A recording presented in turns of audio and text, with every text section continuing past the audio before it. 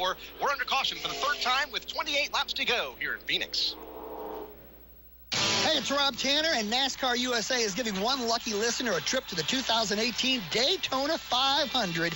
We'll tell you the country music artist who performed and the driver who won the Daytona 500. You tell us what year it happened. It's the Daytona 500 Rewind. Log on to mrn.com/NASCAR USA with your answer. See entry site for details and for tickets to the Daytona 500. Call 1-800-PIT-SHOP or visit Daytona500.com. Junior Nation, it all comes down to this. After over 200,000 laps, 750 races, and 14 most popular driver awards, it's time for a legend's last lap. Be there to witness Dale Earnhardt Jr.'s final race, Sunday, November 19th at Homestead Miami Speedway during the Ford EcoBoost 400 Monster Energy NASCAR Cup Series Championship. Tickets on sale now at HomesteadMiamiSpeedway.com or call 866-409-RACE. Under caution for the third time, and it's going to be a couple of moments.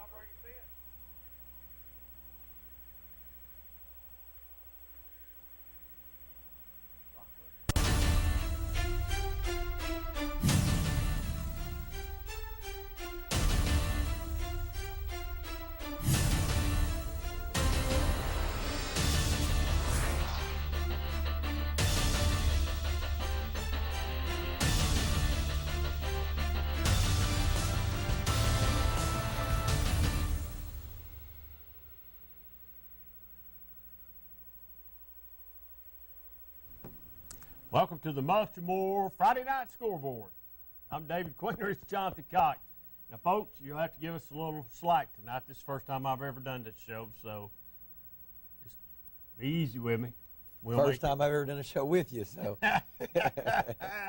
Be easy with me. We will make it through it, but we welcome y'all in, and our number here is 483-8112. You can give us a call. I know Oak Ridge won big tonight. Anderson County, I don't know that that's final yet. They were winning. That's where me and Brad were at earlier tonight. I think Rockwood and Sullivan North are tied 20-20. Fulton goes down to Catholic. I don't know if it's over yet or not, but they did win. It's okay. It's what, 28-20? 29-20. Okay. Didn't see the 9 on there. My bad. Let's see. I got some scores right here. Let's check them out, Cox. I'll tell you this. 42-0. Oh, that was. Alcoa beat Kingston 42-0. That's not a surprise. Cofield, not a surprise over Cloudland. I picked that Wednesday night on the show, 48-8. Dobbins Bennett looks like goes down to Bradley Central, 33-27. I've said all year long, Dobbins Bennett's weak. Chattanooga Central goes down to Greenville, 49-12, which will set up the big showdown next week with AC. Austin East 30, Johnson County 21, Rockwood 29-20. Let's see, Elizabethton and Anderson County is 38-21. I think there's still a little time left in that game. Greenback, 53-23 over Oliver Springs. Nothing for Oliver Springs to be disappointed about there. I know it's a loss. I know they wanted to win, but they've had a really good year this year. The second half of the season's really been good for them, Cox. Looks like South Dole has a horrible year. Makes it to the playoffs, Cox, and, man, they're advancing on. And I mean, 31-28. Central. And listen, I told Brad this tonight. If I was a high school athletic director and I needed a football coach, Roger would be the first phone call I would make to get him as my football coach. I think he's a very good football coach. Absolutely. I was actually in a texting war on the sideline tonight in the third quarter before I left to come over here.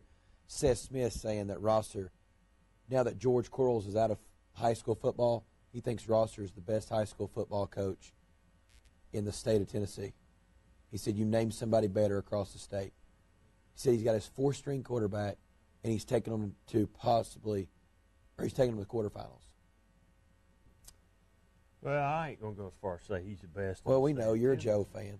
Well, I think Coach Gaddis is pretty good. I do, but I also think Robbie Black's pretty good too. Absolutely. Well, obviously that was my response back. I mean, going to Cookeville is different than going to Cookeville and winning. And when you bring the gold ball back, then I think you start talking about him. And I don't know how anybody could say that when Rankin is still coaching and has all the wins and all the gold balls that he has at Alcoa. As a matter of fact, I think it's sort of ludicrous to say that. Oh. I mean, He's on the roster Kool-Aid. well, he must be on the Kool-Aid. Well, maybe not Kool-Aid. But Well, he might be, but that's crazy to make. That's a statement that I disagree with 110%. I mean, just when you've got Rankin and you've got Gaddis and you've got Black, and let's just. I mean, we can name some more off, but when you've got those guys around here that's still coaching, yes, he's a hot coach. I give him a lot of credit, but let's let him go to Cook and bring a gold ball back before we make him the next coach at UT. I mean, That's right. I disagree. I disagree with that. Well, I really do. And look who they were playing tonight. Sevier County's not a team that's not been very good all year long. what was the final score there? 27-20. I mean, and double overtime. Double overtime. So that was. I'm gonna get on. I got to get on a soapbox. get on it, buddy. So that was a double overtime game, and Fulton, I think, just went final, and it's What was the final? 44-14. and it's 10 o'clock. Their game lasted 3 hours. Hey, is AC final yet? And I heard some other comments some other people's made about AC. Now, I did make the comment earlier in the year about AC's schedule, but AC, How good are they? AC's I ain't got to good. see them. Tell me about Anderson. I'll tell you, County. they're good. They're good. Stanton Martin is a really good quarterback. The last couple of years, the young man's fought injuries. He's healthy this year. He's got 7 kids to throw the ball to. He's got 2 beast running backs in Gallagher and Phillips to run the ball. They have a really good special teams game. Their place kicker's good. Their punter's good. 38-21. 38-21's final. 1 versus 2 next week up in Greenville. That's a game that everybody's been calling, but Anderson County's good. They're mean up front. They're physical up front, offensively and defensively. They've got speed. I think I said this about 4 weeks ago, maybe a little bit longer. I really think AC, if they can get by Greenville, I think they'll win the state. It's a big If statement. AC, Stanton Martin had 385 yards passing, 3 TDs, 198 rushing with 2 TDs. so he scored 5 touchdowns, Yes, and He was responsible responsible for 5. for 5 and over 500 yards, Brad, or just under 5. No, it'd be just under 500 yards. Yeah, 385. So, tell what Parker McKinney have tonight?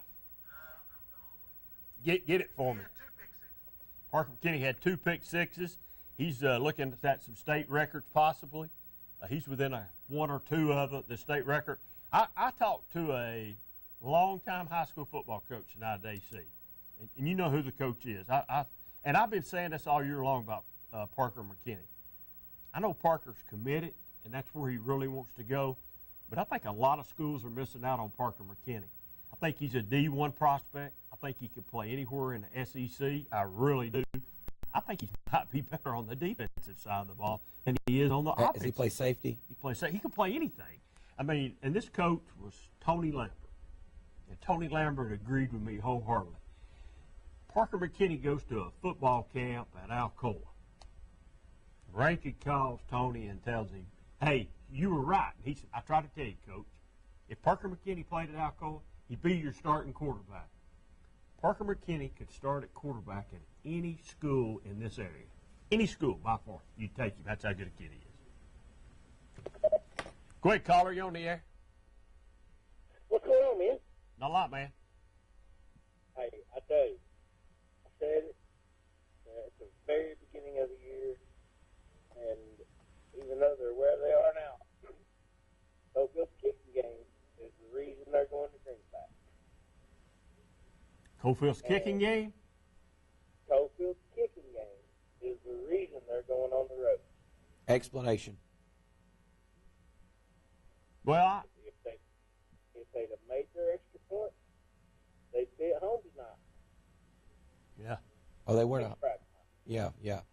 Now, But I mean, Would you rather be at Greenback or would you rather be at Coalfield? At Coalfield. Yeah, Coalfield by far. On the road. I can tell you the drive. But I'd I rather thought- go to Coalfield than But go I to thought the Greenback. experience, I mean, I just thought if you look back over the record that Coalfield had a lot of success at Greenback in the playoffs outside of the last time. They have. They have. They have. I've been there and watched them win a couple times. Me and Brad have. That was my point, caller. I know they've lost one playoff game there, I think, out of the last four or five games they'd played over there. And last year, you weren't going to beat them. But, I mean, man, you've got to be able to make an extra point. Caller, let me Well, there's let a me, lot of teams that's not able to do let that. me ease your mind. I've been watching a team for 12 years that can't kick an extra point, and they've won What are you, a Fulton fan? 6 state championships, and they can't line up. They can't line up and win. I mean, yeah, I coach basketball at Fulton. I've been watching them for 12 years. Okay. They can't kick an extra point, but fortunately enough, they can outscore the other team. You know, hopefully that won't come down to a field goal, an extra point. Well, hey, also, caller, I think what, excuse me, I think when Coalfield played Greenback earlier in the year, Parker McKinney might have been banged up just a little bit. He had a full hand. I know, and I know that's not an excuse, but well, it is, but it's not really. But you know, I think he's healthy now, and I don't think Greenback won't. I think they're a little because he didn't play a lot of defense in that game. I don't think he played any. As a matter of fact, He played on third down. well, so I think you know I think they have to be a little worried about that he's back healthy. It seems he's healthy tonight anyway. I mean, 2 pick sixes. I don't know if Brad's not gave me his stats yet, but listen, I've been harping all year long about Parker McKinney. You're looking at Parker McKinney's #1 fan, probably besides his parents. You're looking, it's me, because I think the young man deserves a D1 scholarship somewhere. I don't know where, but if I could get him one, I'd sure be getting him one if he wanted it. I'm a McKinney fan too myself, and I'm not trying to advertise on the show, but cryotherapy it is real. Like you can go in that chamber, and it's a game changer. Do the hyperbaric chamber? I've laid in one before. It is. It does miracles. It is a game changer. My wife's doing that right now, as a matter of fact. It is. Well, I just hope we go to I hope Coalfield goes to Greenback next week. I don't know if me and Brad's going there. He's not told me yet, but I assume we might be. But if he's going, I'm going. So I hope they go down, and I hope Coalfield comes back with another win, and they advance on in the playoffs. Well, now, I will take this opportunity to publicly apologize to all the Olive Springs people because I made some disparaging comments on Not Facebook you. about Coalfield beating them like the government mule, and that did not happen. And then Olive Springs made a really run in the playoffs and a good showing at Greenback. I mean, even though they got beat by 30 points, I mean, you're in the second round, you did good. And Olive Springs is young. I agree with you. I think Olive Springs had an excellent second half of the year. Played good football, and I think they had a good year. Very well. I think next year Olive Springs will be a team that'll have to be. You'll have to pay attention to them. Yeah, because they're young. They ain't losing. I mean, Coalfield's losing everything. Olive Springs, hey, we're just coming up. We're Yep. getting ready. So I mean, it's a deal where, anyway. I ran my mouth a little bit. And I apologize. At the same time, hey, let's go Jackets. And Olive Springs is going to be there in 2 or 3 years. I mean, they really got a chance. Man, hey, I'm going to tell you something. That quarterback at Olive Springs, he has got a chance. If he was about 5 inches taller, whoo, man, alive. Well, maybe he'll grow a little bit this summer. I hope he does. All right, man. We appreciate you calling. All right, see you guys. I see you. Quick caller, you on the air? Yeah, just wanted to say welcome back, Queener. Thank you. I appreciate that. And I'm very proud of my AC guys. Well, AC's playing really good football. They have all year long. They're playing good football right now.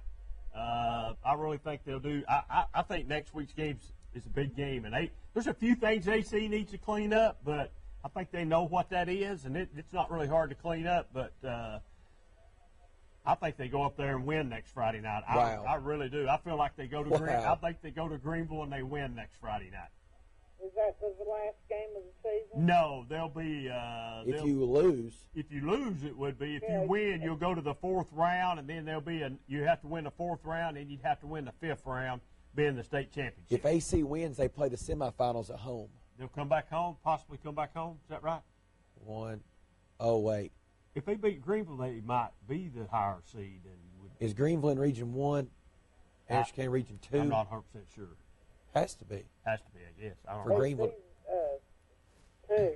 AC's Region 2, then they will host If they win. if they win. If they win. It's a possibility they'll be home next week. I mean, after next week if they win. In Yeah. round 4. I just wanted to say we've missed you, Cleaner. Thank you. I appreciate that. All right. All right, Have thanks. a good evening. You too. I want to talk about what she talked about. I don't know if Anderson County's ever hosted a semifinal playoff game, because the one year they went to the semifinals. Columbia. No. Okay, if they went to the semifinals under Davy Gillum, because they went to the semifinals under Kerr, and it was at Halls. They might have went to the third round under Gillum at Columbia. I don't think they've been back to the semifinals. If Rich or somebody's watching, I'd love to know that, but I don't think Anderson County has ever hosted a semifinal game, because the 54 no more win over Cleveland was a quarterfinal game that got them into the semis against Halls, and they lost to Halls that night. Okay. Yeah. Well, I don't know if they have or not. I know they went to Columbia and played a couple years in a row. I want to think that was either second, Is that second or third or round. third round games? Okay. Yeah. So one time you think sometime they've been to the fourth round? As far as I know, Anderson County's only played one semifinal, And that was under Kerr. and that was under Kerr in either 96 or 97. I don't know which football season it would be in. I'm guessing 96. Okay. It would have been a 96 football season. Let's get another call, man. Go ahead, caller. You on the air? Yes, what about them Anderson County Mavericks? Are they 12-0 now? That's Yeah, I right. believe that's right, man. Okay, is this the playoff? This is the playoffs. Who they got next week, you know? The number 1 team in the state, Greenville. Okay, thank you. All right, you're welcome. He must know you're an Oak Ridge fan. An Oak Ridge fan. Gaddis won Gaddis, tonight. I know. Gaddis won tonight. Hey, Brad, can we get Gaddis on the show? I think that's a yes. So, is Anderson County that legit? I mean, they're that good. Did Elizabeth ever have a chance to win that football game? Because I heard Anderson County turned it over on the 2-yard line. They did turn it over on 2-yard line, but they didn't have a chance to win a football game. Elizabeth had never had a chance. No, never. No, they Never. they had a chance to beat Greenville. That's what they say. I wasn't super impressed with Elizabeth tonight. I wasn't super impressed with her quarterback. Yeah, he's a big guy. Yeah, he can throw the ball, but I wasn't impressed with him. And we've got some film, and we'll put it up here in a minute, but I wasn't impressed with him. I really wasn't. Quick caller, you on the air? How you doing, Dave? Doing good, man. How you doing? All right. Hey, I was watching that Catholic game. Uh-huh. That Mays boy, I believe it's number 68. Yeah. That boy's like a D9 bulldozer. He got hurt tonight, too, I think. He was hurt going into the game. He got hurt, but he hurt that quarterback. He grabbed that quarterback up and slung him around like a dish rag. That boy laid there for a good 10 minutes. He laid there for about 3 minutes, and it wasn't a real clean football play. Well, no, it's true. Yeah. But, Neither were the 3 personal fouls he got during the game either. How many? 3. I was wondering if you can get over that. 3 personal fouls. They didn't call him Well, unsportsmanlike. You know, that happens every now and then. He's a really good football player. He's decommitted from Tennessee. Yeah. He should have been over Tennessee. That Blitz Jones just lost a good football player right there. That boy. You think he's going to leave and go? Where else you think he's going to go? I go to Memphis. Clemson. Where the rest I of don't these know. players are He going. said Clemson. He could be up there with Higgins. Higgins and I love Trey Smith's response about people I'm thinking decommitting. Greenville What'd he or say? Oak Ridge plays tonight like they did. And I mean next week like they did tonight. Catholic's going to drill them. It's going to be bad. Catholic's really good, caller. I've watched Catholic and Oak Ridge both in person. Well, And I was come very, on, guys. I was very, very impressed with the Angel kid and Jeffrey Mitchell and the Booker and those guys. They were really good, and they played really hard for Coach Gaddis. That defense of Oak Ridge was really good. But I think if Oak Ridge can stop the run of Catholic's quarterback's not going to beat you through the air like last year. Guys, y'all are forgetting one thing. That number 22 for Catholic, and 31, they're good runners. Yeah. Y'all are forgetting one thing, guys. Oak Ridge has Gaddis. That's all I'll say. Again, it's going to be, if Oak Ridge comes to score over 16 points. I'm telling you, just watch. Well, what caller, I'm you saying. got to realize West has got one of the best defense of lines around. I didn't get to see the game, but the nose guard for West, if you were not at the game, the nose guard for West is, you think Mays is good on defense, you should see this kid play football. But he might be hurt. But Mays is hurt going into tonight. He wore a boot all week and then taped his ankle up and played tonight. Which him on one leg, he can push those 175-pound offensive defensive linemen around He Fulton pushed pretty around easy. Fulton pretty easy. Yeah. Well, it'll be a little bit different next week. That Mace boy could probably push a tree down by itself. He's a big kid, caller. Big. Yep. Big. He is a big kid. Good. All right. Thank See you, you. man. That's all I got to tell you. Stay tuned next week. Quick caller, you're on the air. Uh-oh. Hey, Mr. David, good to see you back on there. Thank you, buddy. I appreciate it. Since Rockwood won tonight, will they be playing Meigs County? Yes, that's correct. That is correct.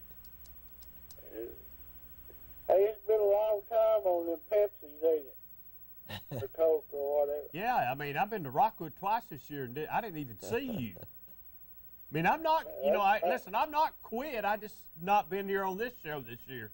I mean, I've been doing TV. I mean, I've been at Rockwood twice this year. You know, nobody come to from a concession stand, brought me anything to drink like you normally do. Have you quit going to the games? I hadn't been to one this year. Well, shame on you. Somebody take a belt and strap your leg. He's about as dependable as Well, so, you're just a fair weather fan, yeah. eh? fair weather fan. Come on, go to the game. I've been listening. I was listening to y'all when y'all had them on TV. Yeah, you did right then, but you listen to Barry and them on the radio tonight? Yes, sir, a little bit, but All hard right. to pick up. Well, they were on Channel 12, too. Oh, yeah, I listened to them on Channel 12, but on the radio, it's different from the TV. Yeah. I had both of them going. Okay. All right, it's good to hear from you, man. All All right. right. Good to hear from you. I may call back later if y'all talk about Tennessee. We'll do it a little bit here in a little bit. Not right now, but a little bit. All right. Hey, Brad, we'll take a break if you're back there, or whoever's back there. Let's take a break. See if you can get Barry on the phone. All right, we'll keep going. We'll keep going till somebody gets back So there. tell me why you think Anderson County's going to beat Greenville. I hope Well, they I do. think Harrison County's well-rounded. Passing game, running game, defensively, special teams, everything. It's a good mixture. I think they're a physical football team. They're a mean football team, and they can play ever how you want to play. Smash mouth football. They can run it down your throat, or they can throw it down your throat. Just take it ever how you want to take it, whichever way you want to take it, man. So they're going to be physically able to keep up with Greenville I on the think offensive so. and defensive line. I think so. Did you see the Greenville Anderson County game last year? Huh? Barry's on one. Let's get him here. Go ahead, caller. You're on the air. How you doing tonight? Got a report on the Rockwood game. Well, we really don't care. Well, I'm going to tell you anyway. Hey, Barry, how you doing, man? What's going on, man? How you doing? Well, you know, I've come home, got back on the scoreboard here on Friday night. They had to bring me in tonight. The ratings were low and everything, and I'm trying to get it picked up for next year. Well, you're the man to do it. I'm the man to do it. You got that right. We welcome callers here with open arms. Anderson County had a big game tonight. Oh, well, listen, Barry, AC's real. You know they are. They're for real, man. Don't be shocked next week if they don't beat Greenville.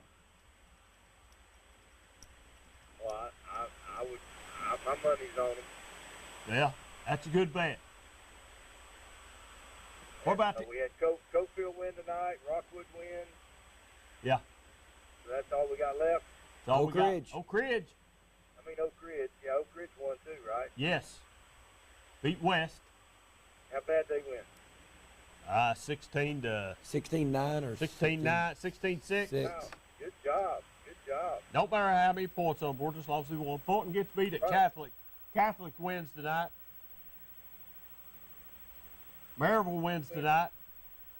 Catholic did win. Yes, big. Well, Big. and I think the Catholic thing is, that's just a reaction from getting beat early last year. Baby. I think it's a Catholic has who next year? They play Ray Central next week. no Oak Ridge. Queener's got sideline passes, and he's going to tell Joe Gaddis how much time's left at halftime. Yeah, I'm going to Oak Ridge next week. Are you? No, I'm going to Greenback. Greenback. We Yeah. Cofield and Greenback. Yeah. I want to go to Cofield won- Greenback, but Cofield won big tonight. And Coach Henry is 5-0 against Hey, Greenback in the playoffs. Right? Parker McKinney tonight picked 2 more passes off. He's really close to the state record right now.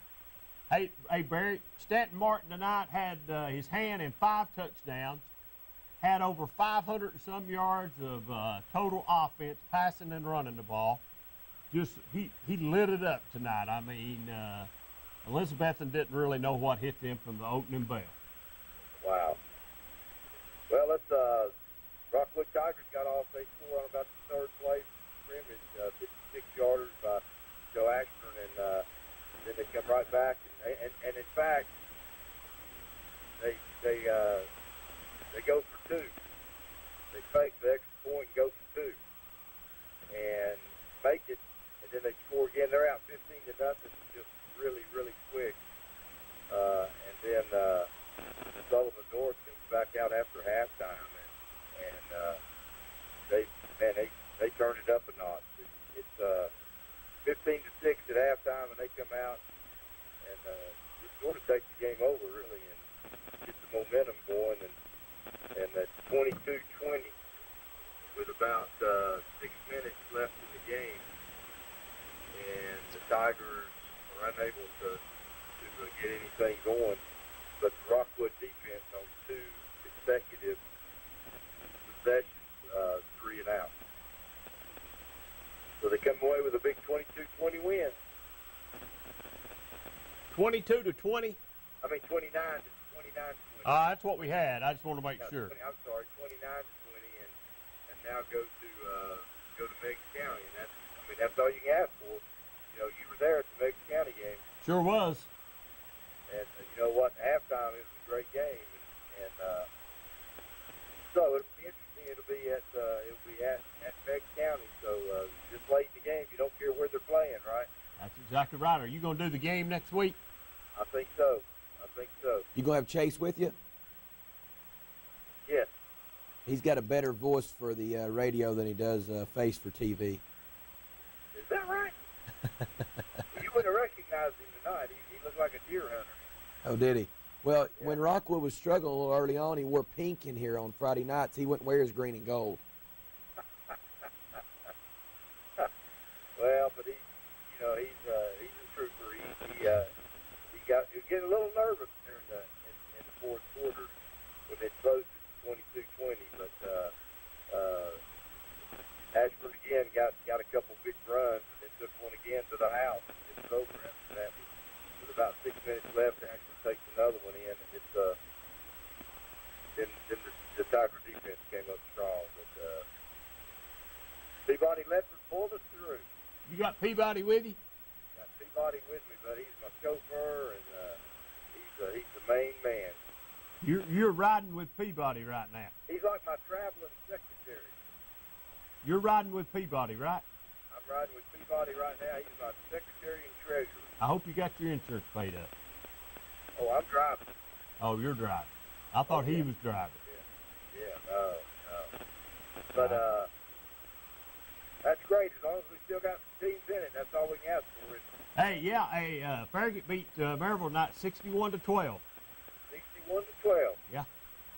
Well, it's not April Fool, so that must just be a big fib. It's a big fib. I think Maryville beat them pretty bad. I think it's 41-0. I think. Is that right? I think that's right. I think it's 41 to something. I don't know if they ever scored or not. I really. I told you Farragut was lose. You know, they've had a bunch of close games. I know you did, but somebody's got to beat them first, and they got it.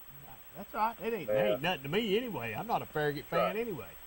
I understand. I mean, I'm an Oak Ridge fan. I'm all about Coach Gaddis, so let's roll Wildcats, roll. You got one step closer to the bus tonight. Man, we're there, buddy. We're there. I'm on the front seat with Gaddis. Me and Joe. I'm telling you, I'm there. Hey, but Ron, here's what's funny. Here's what's funny about all this. This guy earlier in the year called me and you on Wednesday night sitting right here in this studio, and he wore Gaddis out. He wore him out, and you know exactly who I'm talking about because he wore you out too. And he has since then quit calling, does not call in, does not have anything to say because Coach Gaddis is going to the third round of the TSSAA playoffs. I tried to call him the other night. They said his phone had been disconnected. I don't doubt it. I don't doubt it a bit. I think Triple D's phone's been disconnected. He's no longer he might not even be living in Oak Ridge anymore. The horse is only as good as a jockey. So now, who's left in 5A? Well, on the Oak Ridge Catholic. got Oak Ridge Catholic. In Region 3-4, you have Southall, Central, 2 7-5 teams. Yeah. So if Oak Ridge wins next week, I am guaranteeing they will be in Cookeville. Well, I guarantee that's Southall. I mean, you talk about a turnaround. They do it every year. Central with a turnaround. Well, let's not give him the crown yet. But now we said Wednesday night, Central. I like Central the other night. Yeah, I mean Central's playing good football, and the coach there is a really good young football coach. But there's been some comments by some people made that he might be the best coach in the state of Tennessee right now. I disagree with that, Ron. I really do. I don't know how you crown somebody that's not been to Cookeville or wherever you want to go play the state champ. You got to bring a gold ball home. I think that's a smack in the face to Rankin.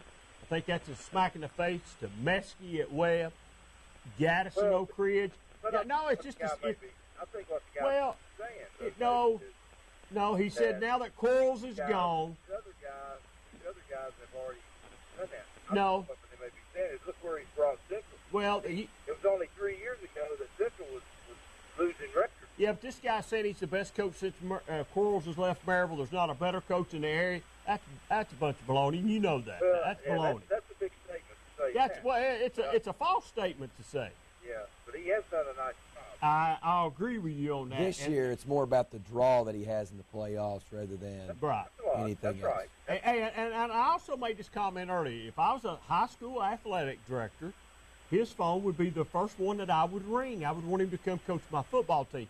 But to just go ahead and give him the gold crown to say that he's the best coach in the state of Tennessee, I think that's a smack in the face of some of those people that I just got. Robbie Black, I throw him in there. There's 6 state championships over there. He's won 3 of them. I mean, come on. I disagree with that. How about Oak Ridge against Catholic at home? Yeah. Wow. Oak Ridge's defense is playing really well right now, and offensively they do just enough to win. So my money's on the Wildcats. Well, roll, Wildcats, roll. That's huge. It is huge. That'd be one of the biggest games. It'd be one of the bigger games around here. But I tell you, the game next week to go see, there's 2 games. Well, 3, baby, really. There's 2 games though that if you could get to both of them to watch a little of all of them, it'd be worth your money. And one of them's Greenback Coalfield. The other will be Anderson County Greenville, and the third one would be Oak Ridge and Catholic. I think all 3 of those games will be. If you pay to get in, it'll be well worth the $8 admission.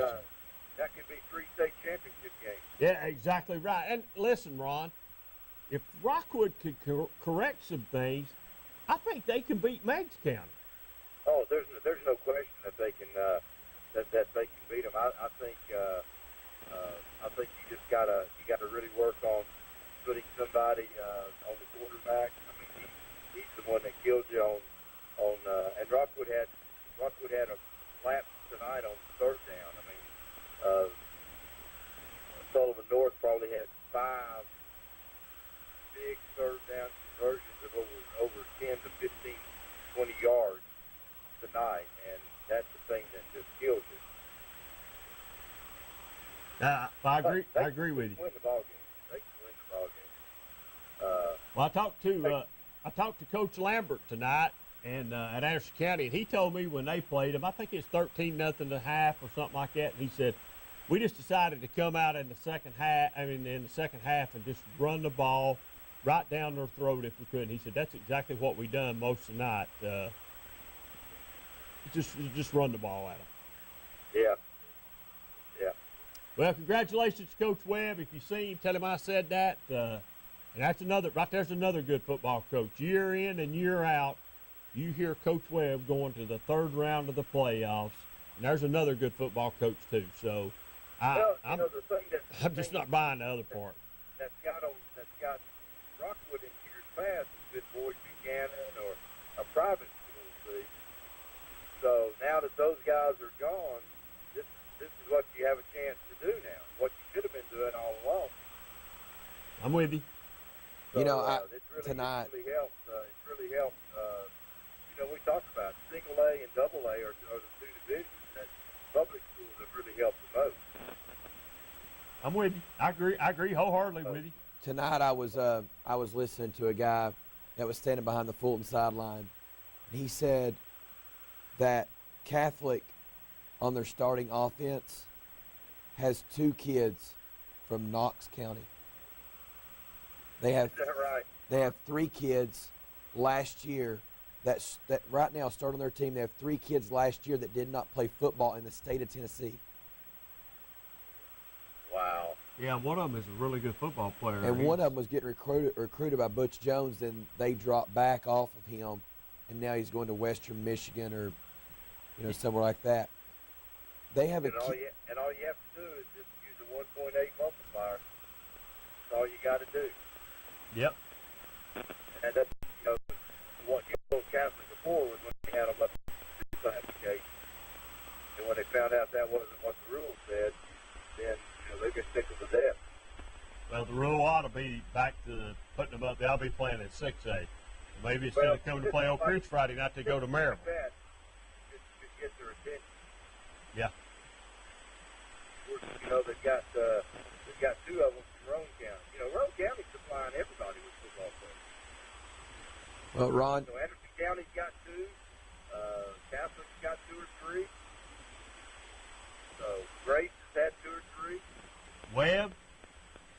Webb's got some. Exactly right. All right. So, And it hurts you when you go play in Alcoa that gets kids from a lot of places, and 2 of your best linemen are at Catholic playing on the offensive line. That's right. And you start taking 2A and 3A teams, losing players like that. That's it's hard to win. I agree, buddy. I agree. Tennessee win tomorrow? Yeah.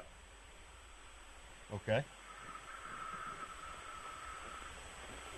All right. What's going on? Not a lot.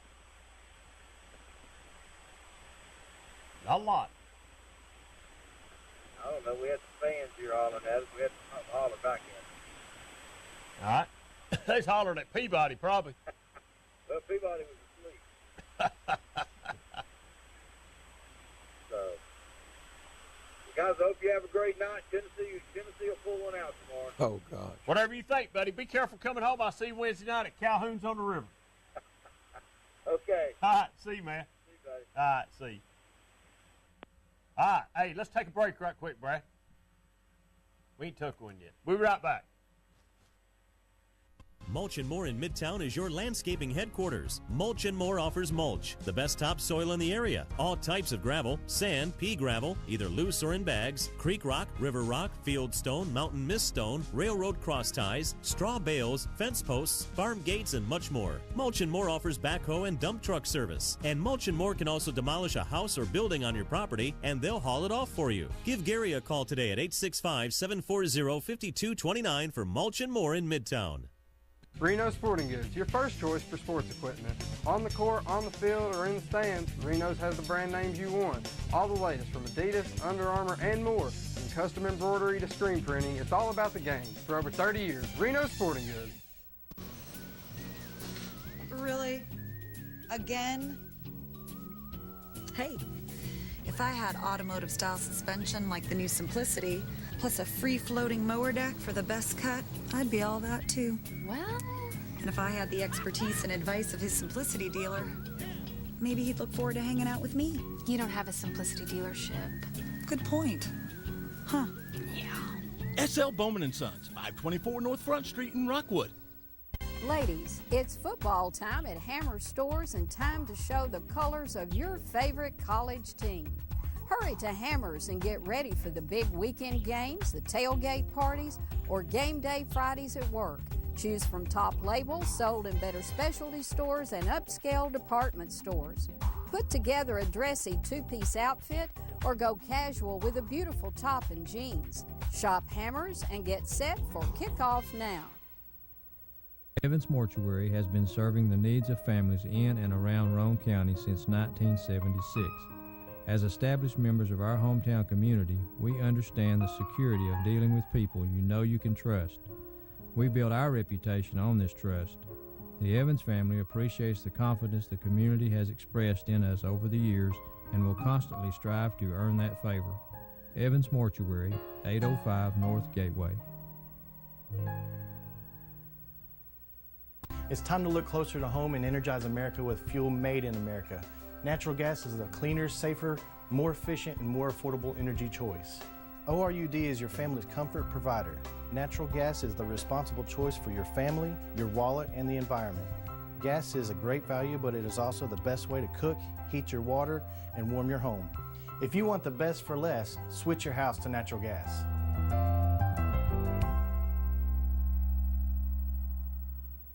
The Harriman Utility Board provides electric, gas, water, and sewer services for the city of Harriman, as well as most of Roane and Morgan counties. Recent major projects include an upgrade of our 161 kilovolt electric substation. Another ongoing project is the rehabilitation of an antiquated sewer system, including an upgrade of our wastewater treatment plant. These projects will improve the quality and reliability of these services and meet state and federal requirements. For more information, visit our website at hub-tn.com or call us at 865-882-3242.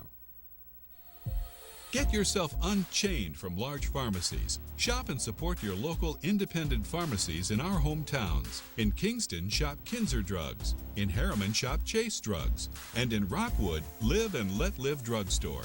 Keep our money local to help our community.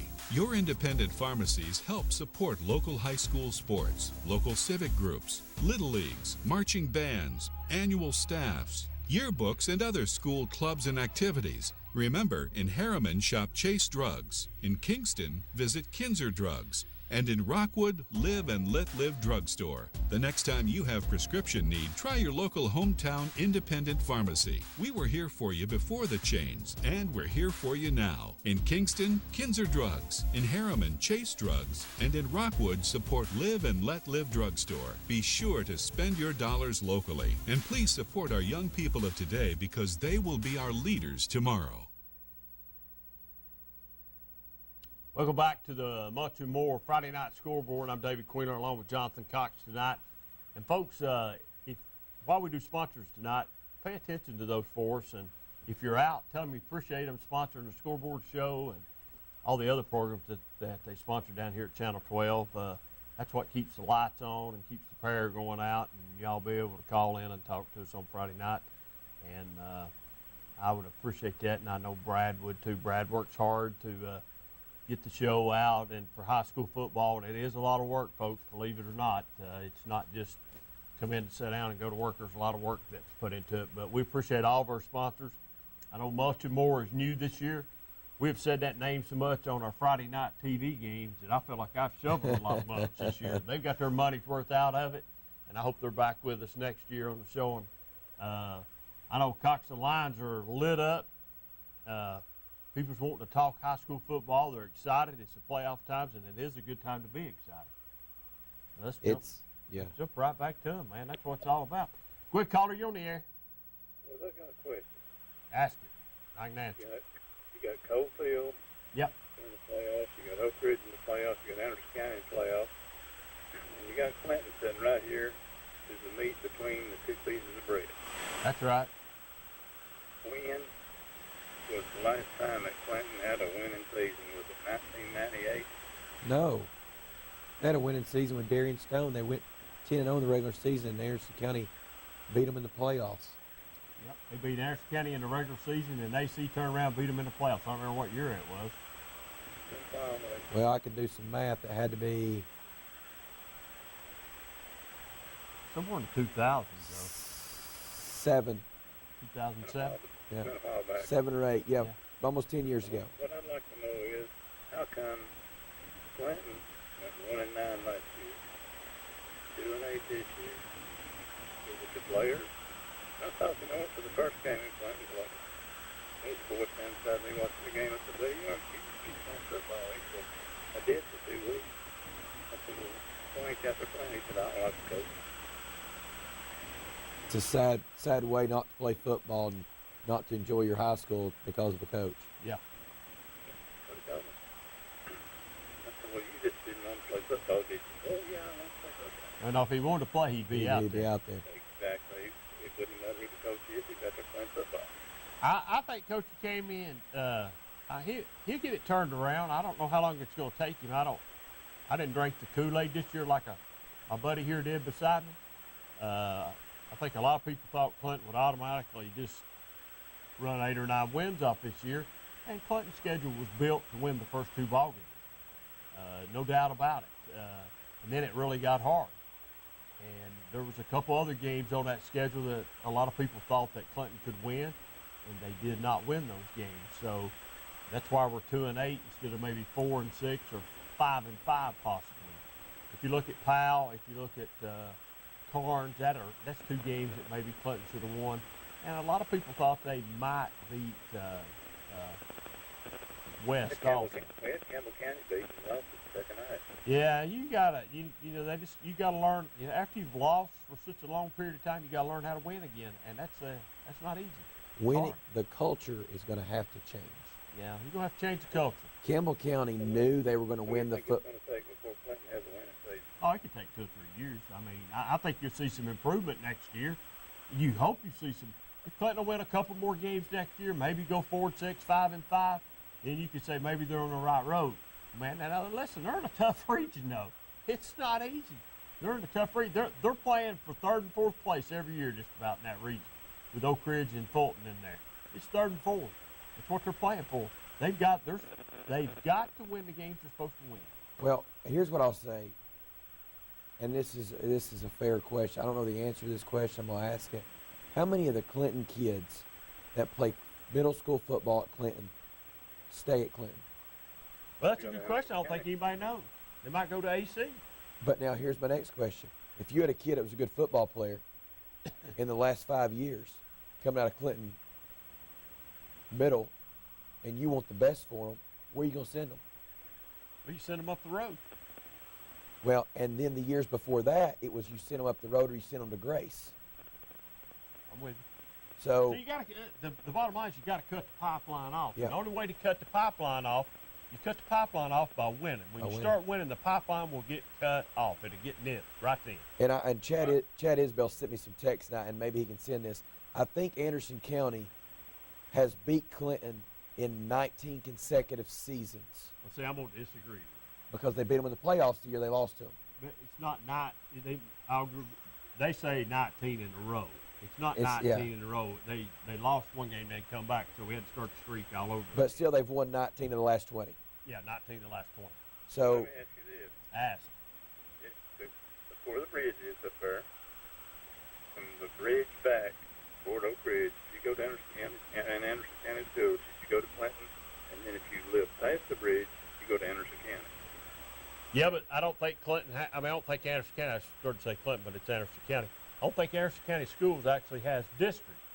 And coming out of middle school, by us having freshman classes at AC and at Clinton, and not at the middle school, you can choose where you want to go to school. You could choose to go to AC or choose to go to Clinton. And a lot of the kids play at Clinton but wind up going to AC. Now, some of those kids that are going to go to AC go on and go to the middle schools in Norris and go on to Norris and play at the middle school. So I just like to see Clinton have a winning season. We all would. Everybody would, because it makes it better for us here at the TV. It makes gives us more opportunities to do another game for Clinton instead of, you want them to win because it makes it more interesting to put it on TV. It's hard to put a game on TV. It's 59-0. I mean, it's not only hard on the players and the fans. It's hard on us in the booth. We started with 88 players on the roster. Yeah. A lot of players. That's more than Clinton's ever had in a long time. Well, yeah, and he probably had to weed some of those kids out, and some of those kids probably weeded themselves out. So that's a good start. And now maybe he's got a core group that'll stay with him. And let's give him a couple years before we decide to take his name off the door and put somebody else's name. Let's give him just a couple years. The facilities are getting better. Yeah, the facilities are getting better. How many coaches they had? I know they had Catlett. That was a disaster. Well, it was a disaster, but it was not a disaster because Kevin Catlett might have been the best mind-wise, football-wise that they've had. I mean, when Ken Sparks makes the statement that Kevin Catlett knows how to coach football, and I'd hire him and put him on my staff anytime, that you don't have to say no more to me. Look at the success Kevin Catlett has had as a football coach at Webb, winning state championships as a defense coordinator. That's exactly right. Some people are just not made to be head coaches, and I think that might be Kevin's MO. He's just not a head coach. But people say his years were bad, but are they really as bad as what people thought now that you look back at the grand scheme of things? No, I don't think so. He had winning seasons. He had some winning seasons. Yes, he did. The guy that played for Catlett, he said they tried to lose the game, so they fired Catlett, and they accidentally ended up winning. That's unbelievable. I was in high school when he was in Anderson County, and he was an awesome guy. Real good guy. He seemed Kevin's a good guy. The type of guy to me that kids would just run through the wall for. Hopefully next year Clinton will have something and we'll get playoffs. Hang on. That's all I got to tell you. Just hang on. There you go. Yeah, have a good one. All right. Thank you, man. Appreciate the call. Quick caller, you on the air? Yes, sir. I was wanting to talk about the Tennessee Vols. Call us back in a little while. All right. Thank you, man. We'll talk about college here in a little bit, maybe about 11:15, 11:30. We ain't got no calls. No, we'll get in there a little early. Ain't much to talk about with Vols. No, there's not. I think come back. Could be the first time we ever lose 8 games in a season. Think they'll lose that game? I think there's a better chance they'll lose 8 than they'll lose 7. I'm still waiting on Triple D to call. He's eating crow tonight, buddy. Triple D, I'll tell you this. He has turned into an Anderson County fan. Anderson County fan? Oh, absolutely. He tells me he's a big Oak Ridge fan. He is more interested in Anderson County football than he is Oak Ridge football. His grandson's up there. His grandson's up AC. And he thinks Anderson County has a better chance of winning the state championship here this year in Oak Ridge. So, hey, he is all about some Anderson County football. His grandson's good. Let me tell you that. Freshman, isn't he?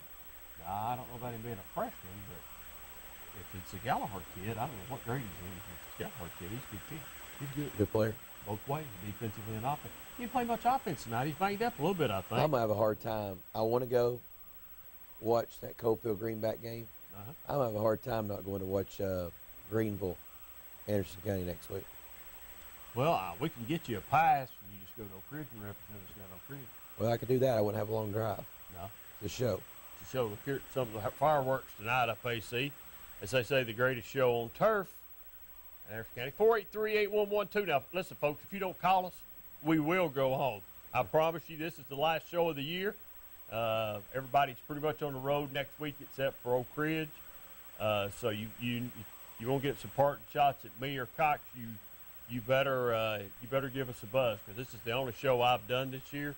So if you want a shot at me, you better take it tonight because you might not get another shot. Did they honor all the veterans? They honored veterans tonight up there. I thought it was really great. they do a really good job. Where they had all their veterans up there, and then I think their guy that's over their ROTC is fixing to retire maybe at the end of the school year, and they had a little ceremony for him at halftime. It was really nice. Now, show you how cocky Elizabethan is. They said they got off the bus mouthing, and they brought their own football helmet to run out of. Big blow-up football helmet. I don't know if Brad's got any pictures of that on here, but they brought their own helmet to run out of. Really? Yeah. I've They never said heard they of that. was talking smack getting out on the field tonight before the game, talking a lot of smack, what they was going to do. So I said, I don't know if he's got it or not, but it had a big blow-up helmet on the other end. I mean, a huge one. It's That's a big crazy. one. I talked to a gentleman who was giving me a rundown, and he thinks. Okay, see the helmet right there? Yeah. You can't see it. He thinks Anderson County. He thinks Anderson County can go to Greenville and win. He's watching Elizabeth and Greenville, and he's watching Elizabeth and Anderson County, and he thinks Anderson County's good enough to go up there and win. Well, I think they are too. I do too.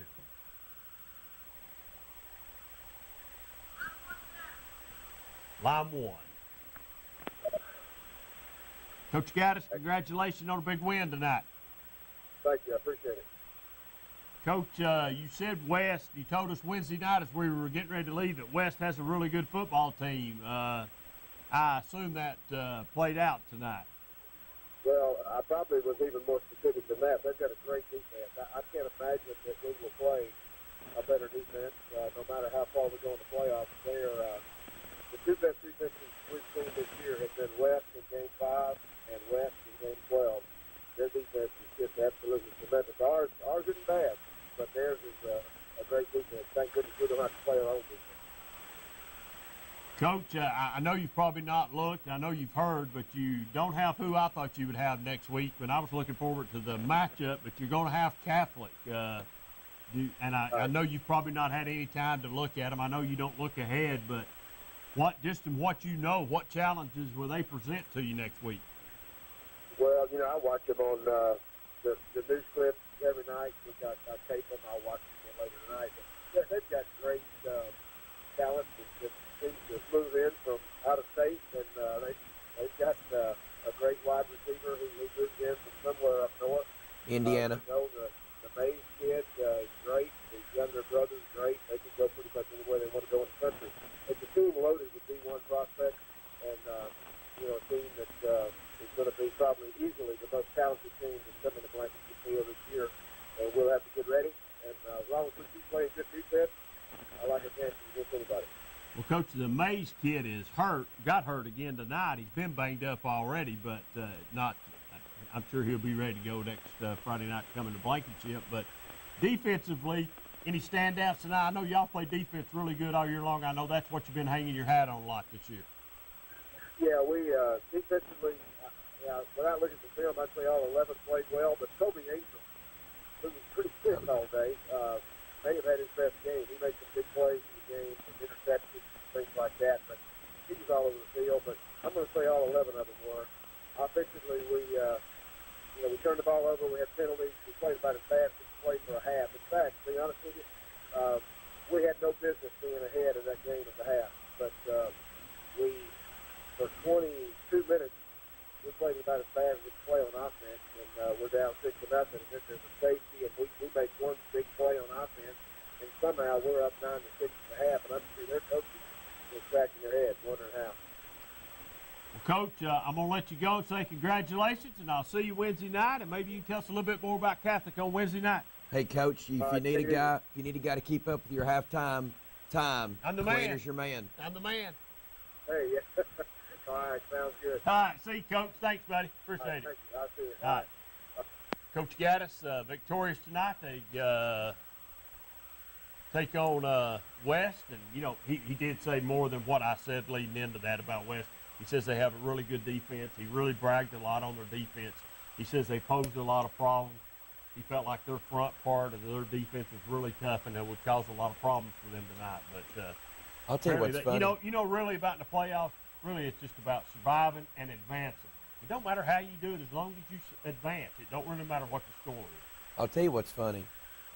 is what he said. I think everyone has the same exact feeling about playing Catholic. You're playing an assembled team that has kids from everywhere. How is it fair for them to play? It's not in the public sector. It's not. They ought to not give those schools a choice. They ought to put them over on the private side. They ought to put them over there. I'm serious. They ought to. All these teams that's having to play those schools, they ought to just boycott them. It's the only one. It's the only one. They ought to boycott them. They ought to tell the TSSAA, write them a letter, and everybody that's got a plan, send them a letter and say, we're not playing them. We refuse to play them until y'all step up. And that's what I think they ought to do. Now, it's easy for me to sit behind these helmets and this phone and this desk and run my mouth and say that, but that's the message that needs to be sent to Bernard Childers and the TSSAA board. That it's not fair. It's not fair that they're able to do. They ought to be on the private side. It's a disservice to all the public schools. When you only have 3 kids from Knox County, when you only got 3 starting on offense, 3 kids. 3 kids. That's bad. And I hate to say this on the air, but 2 of them have been on free and reduced lunch until 8th grade, and now they're paying $12,000 a year to go to school. Wow. All right. Coach, congratulations on a big win tonight. Thank you. Appreciate that. Coach, we talked to you before the game, me and Brad did, and you told us that Elizabethton might be your biggest challenge that you faced all year long. Did that turn out to be the case, or did you? Yeah, I did. Did you find did your game plan work out? It did. Defensively, they did what we thought they would, and I felt like for me and Coach Jeff, we had a really good game plan going in on how we wanted to attack them. We kept them off balance early with a lot of quick screens and sprint outs and things. And what I was surprised with was we got in the second half how well we ran the football. Our O-line not only matched up with them, but really dominated them in the second half with those 2 FCS DLs. And our guys have done good all year. We watched kids on film that we thought were good. We watched these guys play Greenville weeks ago, and they gave Greenville fits. And really, our offensive line did a lot better job than Greenville did in the comparison. So we were a little nervous in that respect. We didn't. We had a specific run attack planned for tonight, but we didn't. That wasn't our plan A. We were trying to get the ball in the swing, and we felt like we had an athletic advantage out there. But when we went to the ground, they did a great job. They basically had to go zero coverage and bring the house to slow us down running the ball in the second half. And then we got where we used Mason as a lead blocker and ran Stant and even the numbers back up. And really, they didn't have an answer for that. So they are as good as we thought we thought they were. I do believe when Stanton's on and we're playing well, we're a tough matchup. We got a lot of receivers. Dalton and Carroll are awesome. Moves is awesome. Mason's awesome running back, and O-line's getting better every week. And Stanton Martin's the best football player there is in Tennessee. It's just hard to get us off the field. It seems like when people do the best they can, Martin breaks 3 tackles and runs one for 60 and just breaks him back. So, nothing's a given. We got a super tough game this week, but I definitely feel pretty good about our football team. Hey, Coach, I got this stat earlier, 198 rushing yards, 385 passing yards, a total of 583, 5 touchdowns total, 3 in the air, 2 on the ground. That's a pretty good night for the young man. Oh, it's amazing. And as good as those numbers are, anybody that was here in fall, the way that he got some of those numbers is even more amazing. Me and Coach Jeffrey both are passing guys and passing guru type guys. Stanton makes so many plays outside of the normal design of the football play, where the defense has done their job and beat us, whether by pressure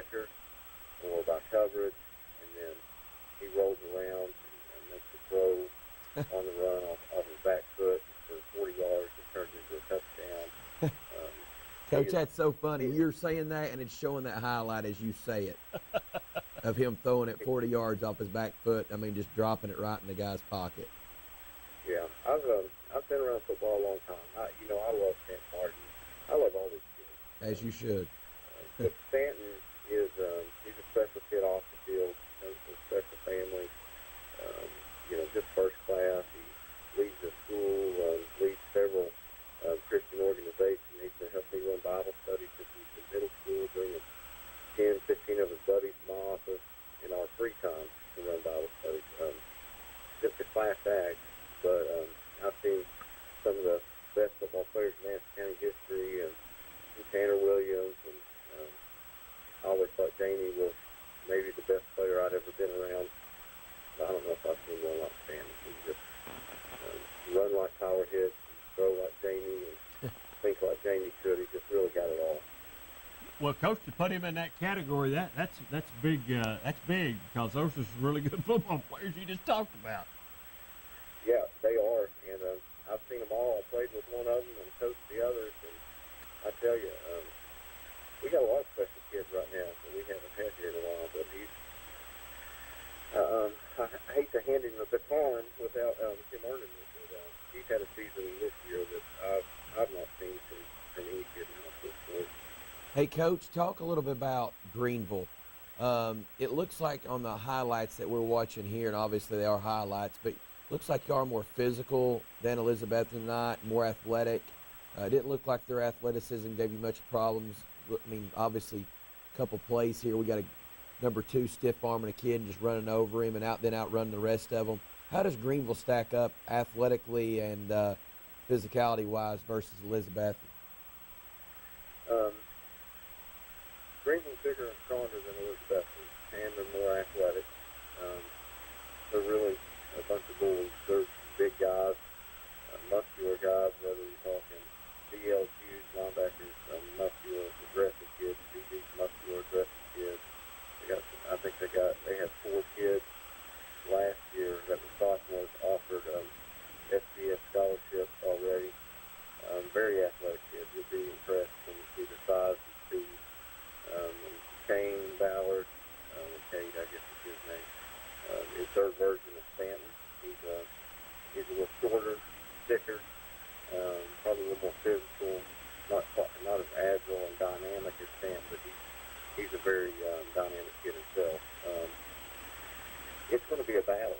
It'll be a battle of styles. If you're just going to try and be physical, they're probably as physical as any team in the state of Tennessee. Not many people that try and play that game that can come out on top. We're a little different in that we stretch the field like nobody they've seen. So it'll be a little adjustment for them. They've not played anybody like us, and we've played teams similar to them. Elizabethton, some of the run games similar to theirs.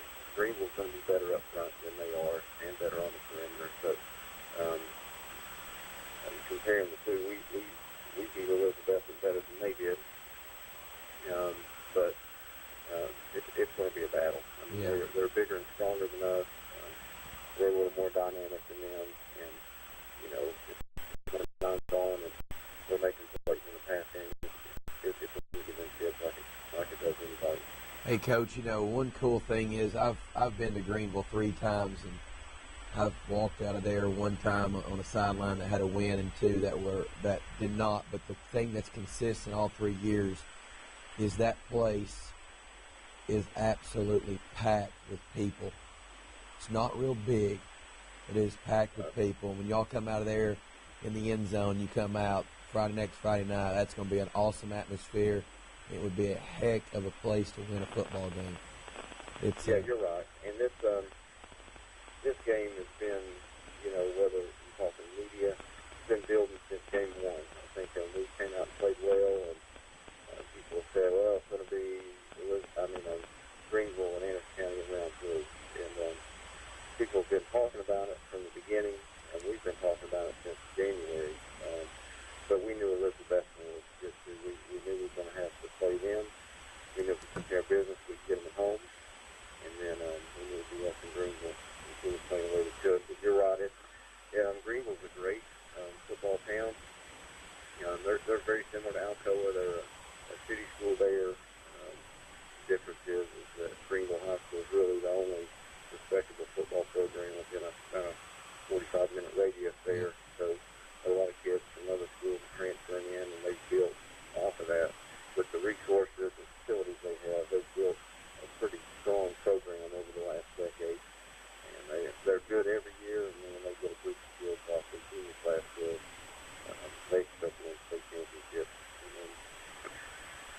got one of their best classes going against one of the better teams we've had in a long time. So it's going to be Well, Coach, congratulations. We'll let you go and enjoy the victory tonight, and good luck next week.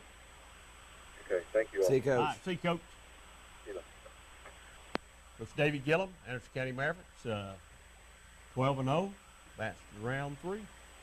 Big ball game next week. Oh, it's huge. I mean, there's some games next Friday night, Cox. They're state championship games. State champion. Those games need to be played down in Cook. But how do you do that? Well, I don't know. I mean, you know what I'm saying? Like, It's just the luck. It's just how the draw yeah, is. it's how the draw is. You might be next year. All those games are in the 4th round, or you don't never really know. I mean, you look at the Central South Doyle side of the bracket. Oak Ridge, West, Catholic, or Fulton. Any of those teams would have won that side of the bracket and been playing in the semifinals. Yes, I agree with you. Instead, they all 4 had to play each other on the way there. Right. But usually, if you survive and advance out of East Tennessee, you got a really good chance to win a state championship. You got a great chance. Let's get this other coffee. Quick caller, you on the air? Hello, boys. I got my buddy back tonight, Richie. Say what now? I got my buddy sitting beside me here tonight. Who's that? Queen Bee. Oh, Lord. Don't like Donkey Kong up in that. That's right, man. Well, Dave, what you think? Well, got to clean a few things up. Need to stop some of them penalties and not fumble the ball. And the game's not, I think y'all left about 14 points there tonight that you possibly could have had. Would you agree with me that game was never in doubt? I told Cox from the get-go. I thought from the get-go y'all came out and made a statement, and I was really shocked when it wasn't 14-0 quicker than it was 14-0. But no, I don't think there was any doubt who was going to win that game from the kickoff. Really, I thought y'all made a statement tonight. Like you said, that fumble on the 2-yard line that was costly, and then we had a holding penalty bring back about a 65-yarder. Yes. So, that was a big win, though. That was good. That's a good ball game. Yeah, that wasn't too bad a competition tonight, was it? No. We can all get on Coach T and now start banging our board fingers. What was going on? Like those knuckleheads up there do. Oh, Elizabeth and talked some smack this week on Coach T. They talked some smack walking in the door. It's never smart. I've never seen the likes of hooping and hollering and pregame. And I thought we were country surrounded by Indians. It was crazy. Well, maybe Austin Price told them they would win the game tonight. Yeah, I heard. Yep, I think they were going to win the game. I don't know where he got that at, but now they passed the eyeball test, don't they? Well, I thought AC played well. If you looked at Elizabeth tonight, you thought, man, that's a big high school football team. I think in the same sense, if you look at Anderson County, you could say, wow, that's a big high school football team. Because some of your guys up front are just as big as some of those guys on the other side. So maybe they didn't have as long as hair as some of them had. But, and that's really the truth, that some of them had some long hair, is why I say what I'm saying. But, y'all, their little running back, number 5, he had some really good wheels, but, hey, y'all got some people that can run. Their quarterback can throw that deep corner pass. Stanton Martin can throw that deep pass, too. So, the only difference is the kid from Elizabeth is 6'5", and I don't know what Stanton Martin is. What is he, 6 foot maybe? Yeah, probably 5'11". 5'11", okay. That's the only difference. He can throw it just as good as the kid from Elizabeth, and he did tonight. 500 and some yards total offense for him, and 5 touchdowns, 3 in the air, and 2 running. Come on. That's good enough for him. He can play on my football team any day. Absolutely. He's a player. Hey, Richie. He's a better kid. Yeah. He's a cheerful, buddy. Yeah, hey, I know this time of the year in the state, obviously it's all about playoffs and teams and, your team winning and advancing. But last year I watched you all play Greenville early in the season.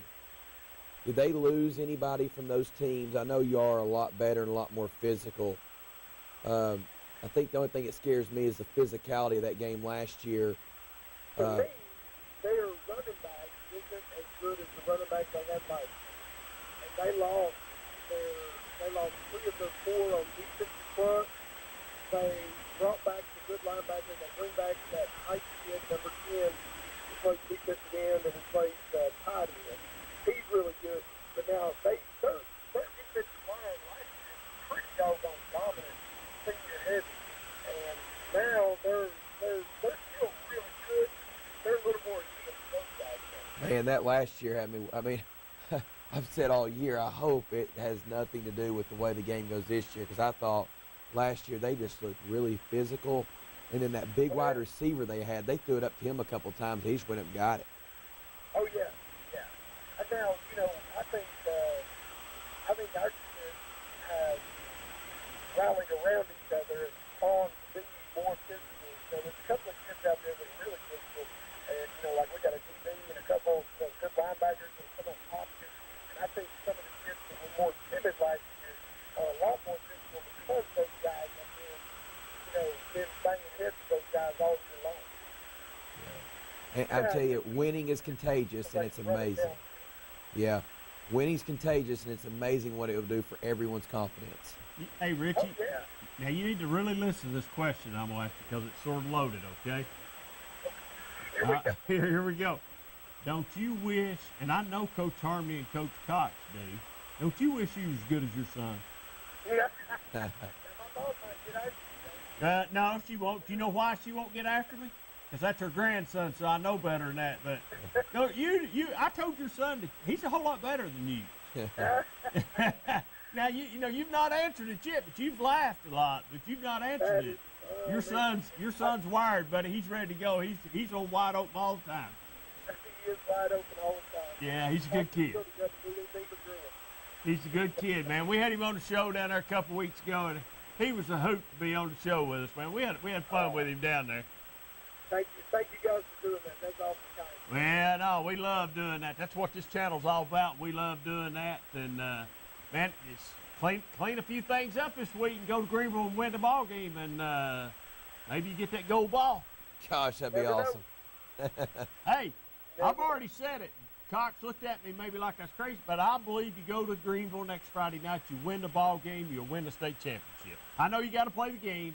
That's just what I think. I think next week's game, state championship game, there's 2 other games that's like that also. I think you win that game, take care of business, you bring the gold ball back. Well, Greenback Coalfield kind of the same boat, and maybe Oak Ridge and Catholic is the same way, because the winner of that game, with who's on the other side, they could run the table too and maybe win it in 5-8. So there's 3 games that way, possibly next week right here. But hey, congratulations to Harris County. I know you tickled. Go up and get them next Friday night. Thank you, guys. You guys have a great evening. All right, thanks you, Rich. Bye. Not a bigger supporter at Anderson County High School football than anybody that I know other than Richie. No, he pours his heart and soul into it. I think the world of that guy. He's a really good guy. Has to be a rewarding time. It does. It has to be rewarding, and his son is better than him. I don't care what he says. Your dad said it, Coach Harvey said it too. Hey, let's take a break. We'll be right back here in just a few minutes. Mulch & More in Midtown is your landscaping headquarters. Mulch & More offers mulch, the best topsoil in the area. All types of gravel, sand, pea gravel, either loose or in bags, creek rock, river rock, field stone, mountain mist stone, railroad cross ties, straw bales, fence posts, farm gates, and much more. Mulch & More offers backhoe and dump truck service. And Mulch & More can also demolish a house or building on your property, and they'll haul it off for you. Give Gary a call today at 865-740-5229 for Mulch & More in Midtown. For 30 years, Reno Sporting Goods has been a leader in supplying the highest quality equipment and apparel for sports teams throughout East Tennessee. Athletes, fans, and coaches alike rely on the knowledge and experience that only Reno's can provide. For the best in team sports, shop Reno Sporting Goods. Attention, all hunters, outdoorsmen, and preppers. It's military surplus time at Hammer. You'll find over 20 different worldwide Army surplus items like ghillie suits, U.S. and Swiss sleeping bags, German safety vests, combat shirts, and more, priced from 99 cents to $69.95. Plus, there's our most popular item, 12x12 camo nets. Hurry, quantities are limited. At ease. Now hurry to Hammers. Smooth. Smooth cutting. And now even smoother riding. That's the Simplicity Lawn and Garden Tractors. Now with suspension. That's right. Simplicity is introducing suspension for residential lawn and garden tractors. The Suspension Comfort System. S.L. Bowman & Sons, 524 North Front Street in Rockwood. Call 865-354-0600. Evans Mortuary has been serving the needs of families in and around Roane County since 1976. As established members of our hometown community, we understand the security of dealing with people you know you can trust. We build our reputation on this trust. The Evans family appreciates the confidence the community has expressed in us over the years and will constantly strive to earn that favor. Evans Mortuary, 805 North Gateway.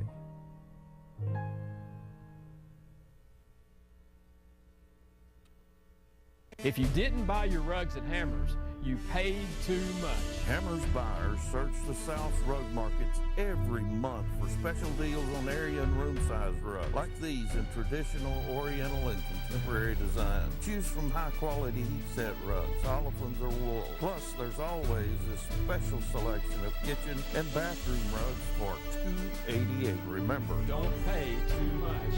Buy your rugs at Hammers.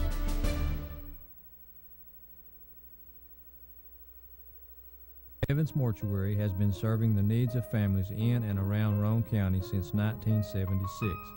As established members of our hometown community, we understand the security of dealing with people you know you can trust. We build our reputation on this trust. The Evans family appreciates the confidence the community has expressed in us over the years and will constantly strive to earn that favor. Evans Mortuary, 805 North Gateway. The Harriman Utility Board provides electric, gas, water, and sewer services for the city of Harriman, as well as most of Roane and Morgan counties. Recent major projects include an upgrade of our 161 kilovolt electric substation. Another ongoing project is the rehabilitation of an antiquated sewer system, including an upgrade of our wastewater treatment plant. These projects will improve the quality and reliability of these services and meet state and federal requirements. For more information, visit our website at hub-tn.com or call us at 865-882-3242. Make this spring all about enjoying the experience. When you ride on your new Ferris commercial mower featuring patented suspension technology, you'll have more than freshly manicured grass. You'll experience productivity and comfort like never before. And because you won't be slowing down for those rough spots, you'll mow more lawn in less time.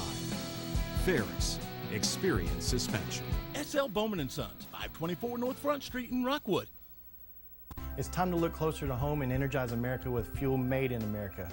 Natural gas is a cleaner, safer, more efficient, and more affordable energy choice. ORUD is your family's comfort provider. Natural gas is the responsible choice for your family, your wallet, and the environment. Gas is a great value, but it is also the best way to cook, heat your water, and warm your home. If you want the best for less, switch your house to natural gas.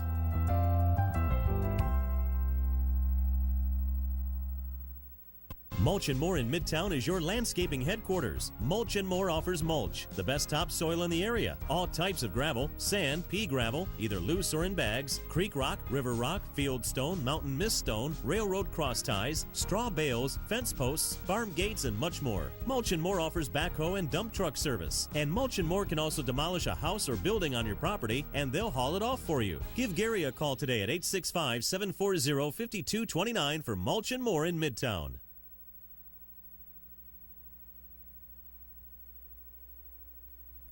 Welcome back to the Mulch & More Friday night scoreboard. Lines are empty. 483-8112. I just wish Triple D could call and say one word. Queener, you were right. That's all he needs to call and say. Nothing else. Don't ask me about anything else. Queener, you were right. I'll throw that challenge out to Triple D.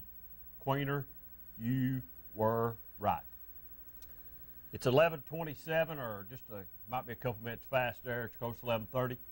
Cox, I know you said there wasn't much to talk about with Tennessee football, but let's venture into that for just a little bit because this will be a shortened show tonight. And folks, I don't know if we're going to be on next Friday night or not. I told you earlier we wasn't, but there's a possibility they might be. So all I can say is tune in and see if they are. And if they are, More than likely not. More than likely not. Everybody will be traveling home Everybody's except traveling, Oak Ridge. except for Oak Ridge. But tune in and check and see. If not, it's been a great year as always here on Friday night. The calls, I've watched some of the shows a couple times and called in on them, and really just like always. Anyway, 483-8112. If you want to talk a little Tennessee football, we'll talk it.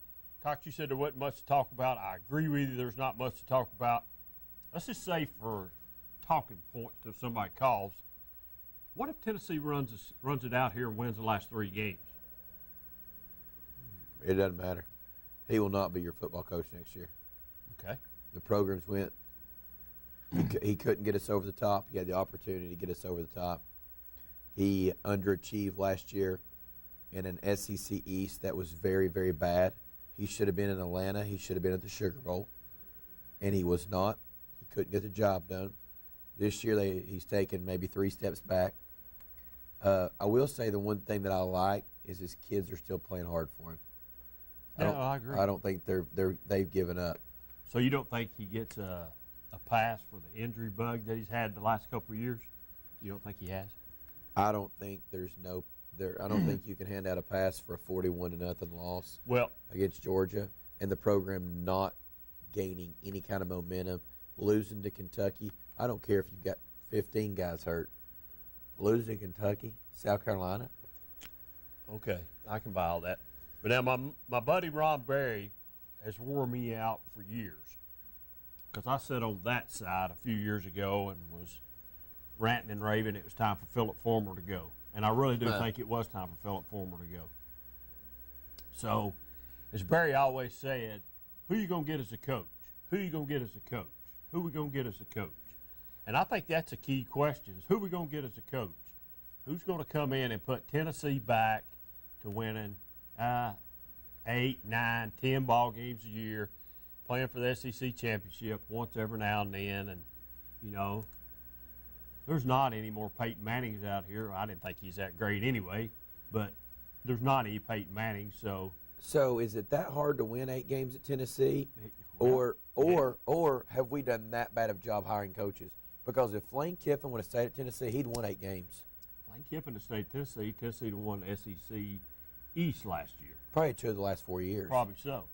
I think Lane Kiffin is the guy that's coming back. Well.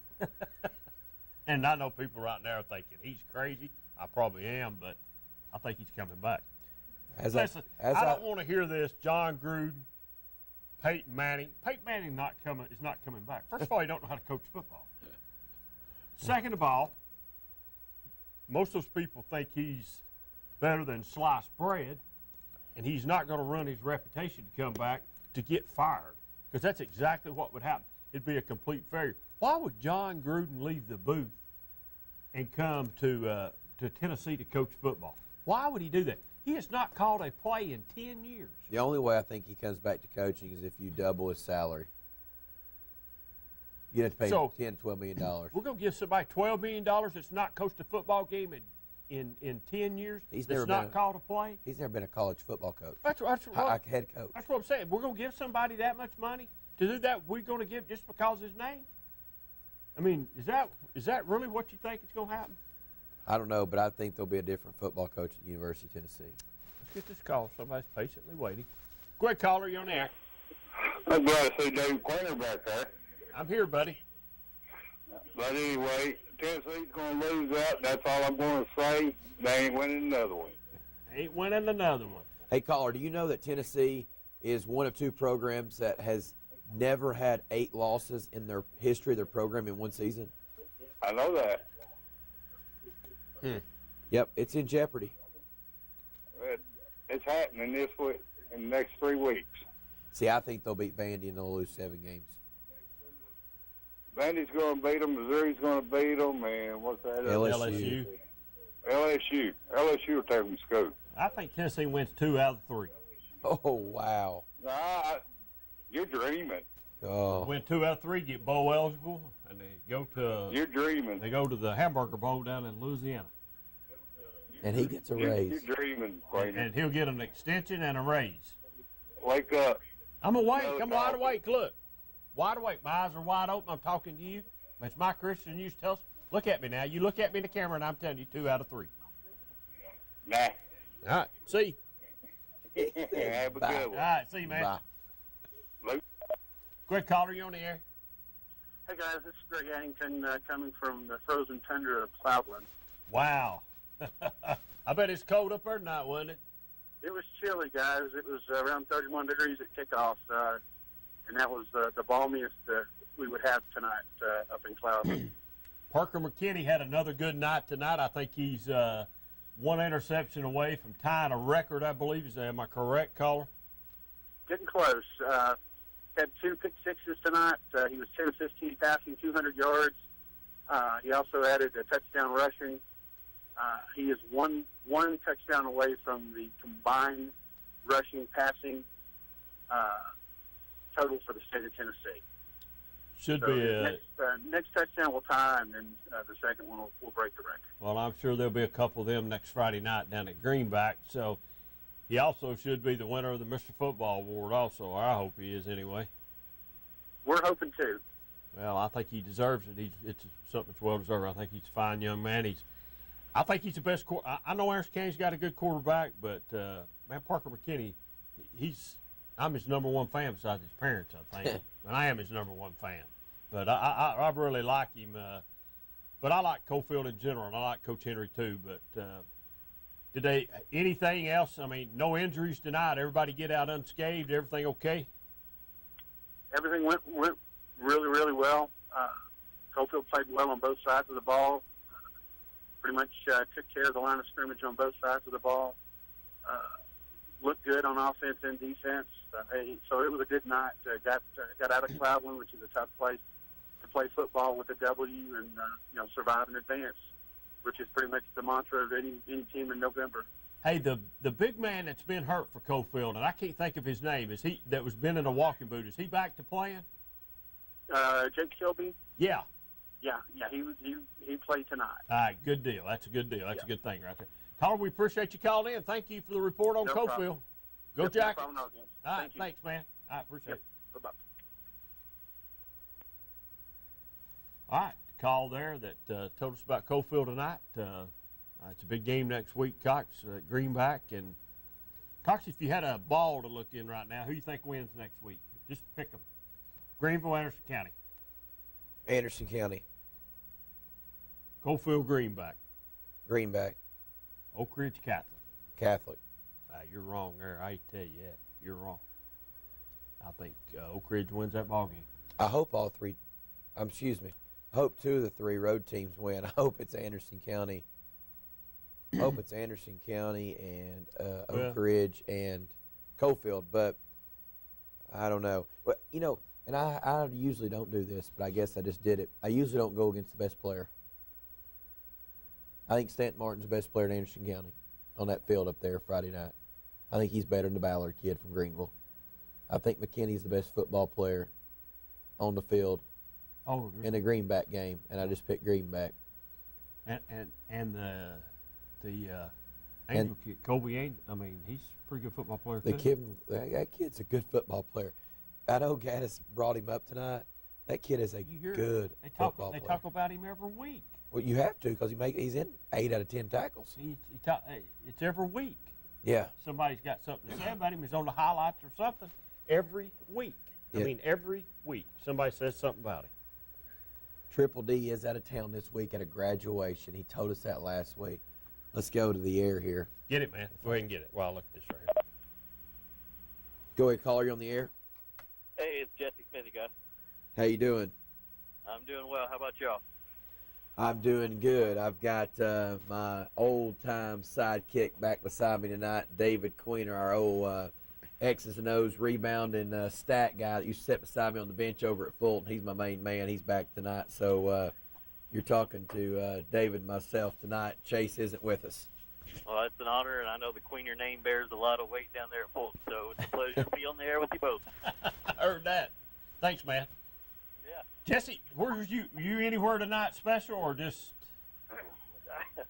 Well, the game didn't turn out to be special, but I watched the Fulton Catholic game, and given the way that that rivalry had gone over the last few years, I think a lot of people were hoping for a little bit better game, but Catholic was just extremely physical up front tonight. At times a little overly physical. I think we saw that with the penalty flags that went flying all over the field all night long. I think Catholic had 11 penalties for over 100 yards. I think 105 yards total, and that's pretty standard for them. I've seen their box scores all year long, and when you play that physical, sometimes it gets a little testy, gets a little over the line at times, and there are a few instances with that tonight. But Catholic, I think, just had the overall maybe talent edge, and just size was just key all night long, especially in the run game. Do you think Catholic could come to Oak Ridge next week and win that ball game? Well, I mean, given how Oak Ridge's defense has been playing, I'm really looking forward to seeing what Joe Gaddis and his staff put together defensively to slow down Catholic. Catholic, there was a question mark with their quarterback situation coming into the night. Didn't know if we're going to see Jack Somperak, the starter, or if we were going to see Jack Janzik, the backup. Janzik was the starter last week, while Jack Somperak kind of tended to a shoulder injury. And when Jack Somperak started the game, I really didn't know how much he was going to be able to throw tonight against Fulton. He didn't throw for a little bit, and then they caught Fulton off guard with a deep pass and got on the board and got him going and got his confidence up. And that was obviously the last thing Fulton needed tonight was to have Jack Somperak, having confidence in the playoffs. So we'll see what Joe Gaddis and that defensive staff can throw at Catholic. But like I said, they're going to have to match the overall level of physicality, and most importantly, they're going to have to put some points on the board, and that hasn't been easy for Oak Ridge to do this season. Hey, Jesse, got a question for you. A lot of our viewers are interested in two games. If you don't mind to touch base on those. You've got the Coalfield Greenback game, and you've got Anderson County Greenville. Tell everybody what you know about both those games, and especially what you know about Greenville, because a lot of our viewers and callers just don't know much about them. Well, I do want to make this clear about the Greenville-Anderson County game.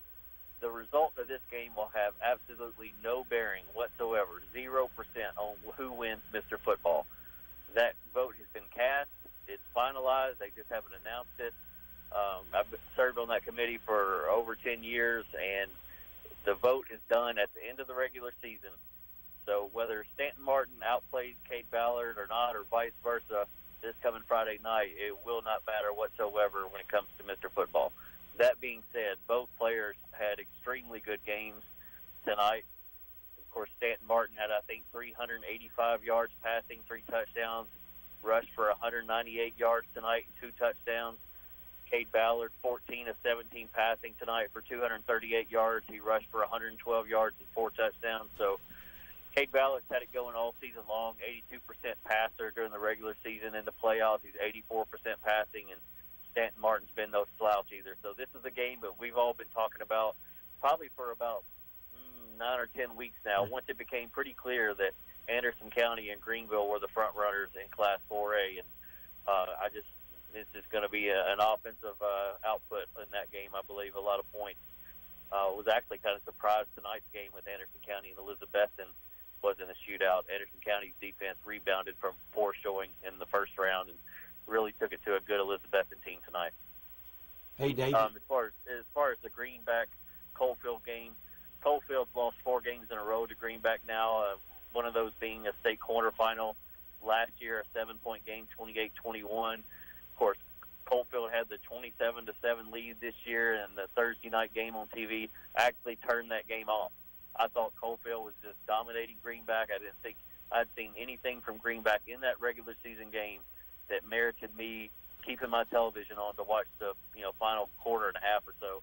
So I went to bed, and I woke up the next morning and saw that Greenback rallied for a 34-33 win. So Coalfield, if they want to get back to the state championship for the first time since 2014, when Parker McKinney was a freshman, they're going to have to get over this mental hurdle that they have with Greenback right now and find a way to get that done. They can't, even if they get up, they can't sit on that lead. They got to stay aggressive.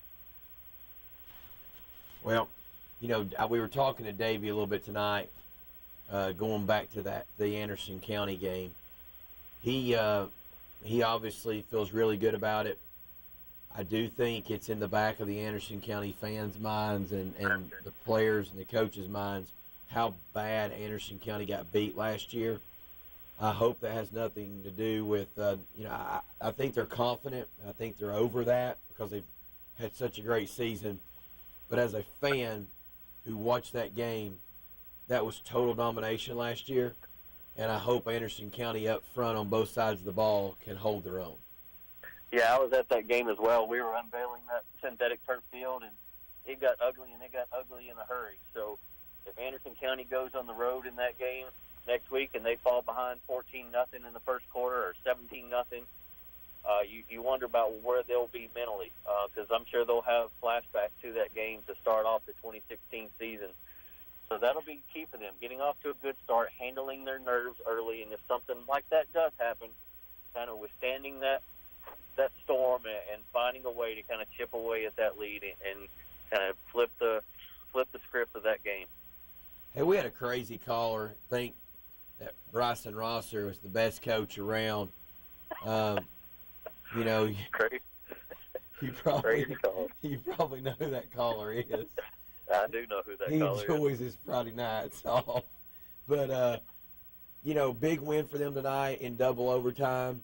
And we were talking about, do we have some state championship games being played this Friday night? Anderson County, Greenville, Catholic, Oak Ridge, and then the Greenback, Coalfield game. Do you see possibly the winner of all three of those games having a really good chance of at least getting to Cookeville? Yeah, getting to Cookeville, yes. I wouldn't call them your kind of de facto state championship games because in 4A there are some really nice teams out in West Tennessee. And I haven't checked the West Tennessee scoreboard tonight, but I know Haywood is absolutely loaded. And that could be a team that an Anderson County or a Greenville face in Cookeville. In 5A, 5A has just been kind of up in the air all season long in not just East Tennessee, but the whole state. And in 1A, whoever survives that Greenback Coalfield game is most definitely going to have to see probably South Pittsburgh again or Whitwell in the state semifinals, and neither one of those programs are pushovers. So I'm not going to go as far as to say as the winners of those three games on this coming Friday night will win state championships, but they'll definitely obviously be in the hunt for an appearance in Cookeville. As for your crazy caller and Bryson Rosser at Central, I do give him credit. I mean, his coaching stock was at an all-time high last year when he got Central all the way to the state championship game out of the blue. Of course, they graduated a lot of talent. Then they had a lot of injuries this year. They had to win an overtime game in Week 11 just to make it into the playoffs and finish 500 on the season.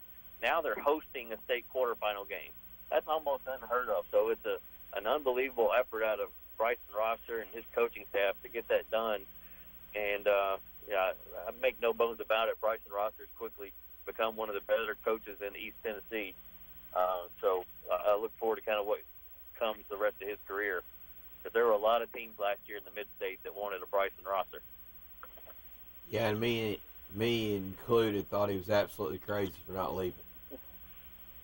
So, and I still think he'll be even more crazy if he doesn't leave this year.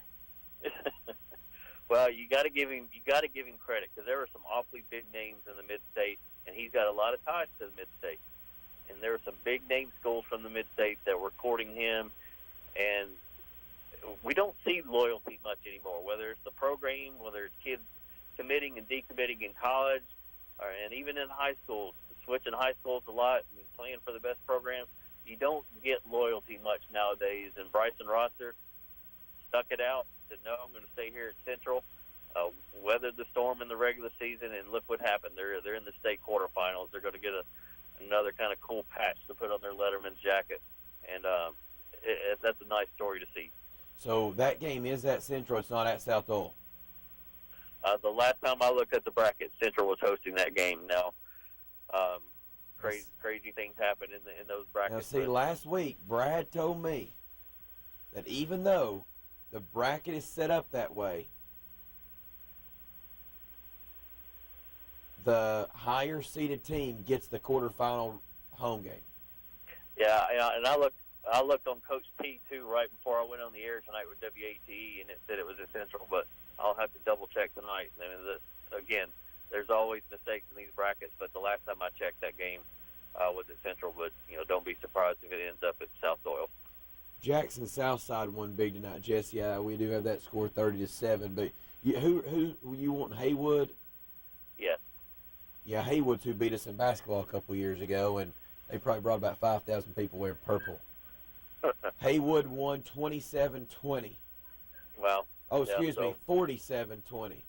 Yeah, so there'll be a team that's there in the late rounds. They'll make it to the semifinals or the state championship. We've been talking about them on our Prep Weekly statewide radio show all season long, and they've just been thumping everybody that they play. So that Anderson County Greenville game, yeah, it's going to be huge, and it's the top two teams in the state, but it's not your de facto state championship game by any means. Well, that's good to know. Always good to get the insight. I know you got a lot going on, and we appreciate your phone call. And it's coming down here to Maryville continues to win big. They just embarrassed Farragut tonight, and I would like to see Coach Hunt win a state championship in his first year. That'd be pretty cool to get the monkey off his back and not get. Well, I wonder if he can ever win one. I mean, I like Derek, and South Doyle will play at home, Jesse, against Central. Okay, so they did fix that. Okay. Yeah, it's messed up. You're right. It's wrong on Tito's Blay. It's wrong on Coach T, which I'm sure Coach T just copies that link from Tito's Blay. But South Doyle will be at home. Yeah. So, but back to your point about Maryville, it kind of reminds me of the Farragut baseball situation when you had Tommy Farr stepping down at Farragut after so many state titles and state title appearances, and here comes Matt Buckner from the rival school over at Bearden, and he wins the state championship in his first season. Nicky Delmonico hits a walk-off home run in the bottom of the seventh to win it all, and that really just goes ahead and gets Matt Buckner the credence that he deserves and kind of validates him. And you don't have the parents and the fan base breathing down your neck. He keeps it going, and I think Maryville will definitely make it to the state semifinals. They're going to have to beat that Oakland team that they lost to early in the season, and that Oakland team is loaded with talent, and especially defensive talent. But the good thing is Maryville seems to be 100% now health-wise on offense. Cobb is better now than he was when they played at Oakland. No, he's miles better. Not just then, especially than he was last year. And of course, Dylan Hopkins had another great night tonight. Not only running the football at the quarterback position, but throwing it as well. And they don't just have Cobb at running back. They got the Hodge kid, and of course Hopkins can run the ball. So their weapons in the backfield, and especially out on the perimeter, I think are much more defined in their roles and much more confident this time around when they go to face Oakland. But again, I don't want to take that Bradley Central win for granted, but they were able to beat Bradley Central, I think, already this year, and most likely will again to advance to the state semifinals. Well, man, we appreciate your time. If you're going to pick somebody next week, Greenville, Anderson County, who you taking? You're going to do that to me on the air with all your Anderson County listeners? I actually had to because I got a text from a guy saying, I want to know who Smithy thinks is going to win the football game. I'll tell him to follow you on Twitter all week, and you might give a prediction at some point. That way I don't have to put you on the spot. I don't want you to shoot from the hip. You need to be able to go home and research like you do. That way you can give us a good prediction. Yeah. I know they're not going to like it, but I'm going to take Greenville to win in a tightly contested ball game. I like Greenville, not only the quarterback play with Case Ballard, but they have some really nice next-level receivers. I'm talking about Division I talent.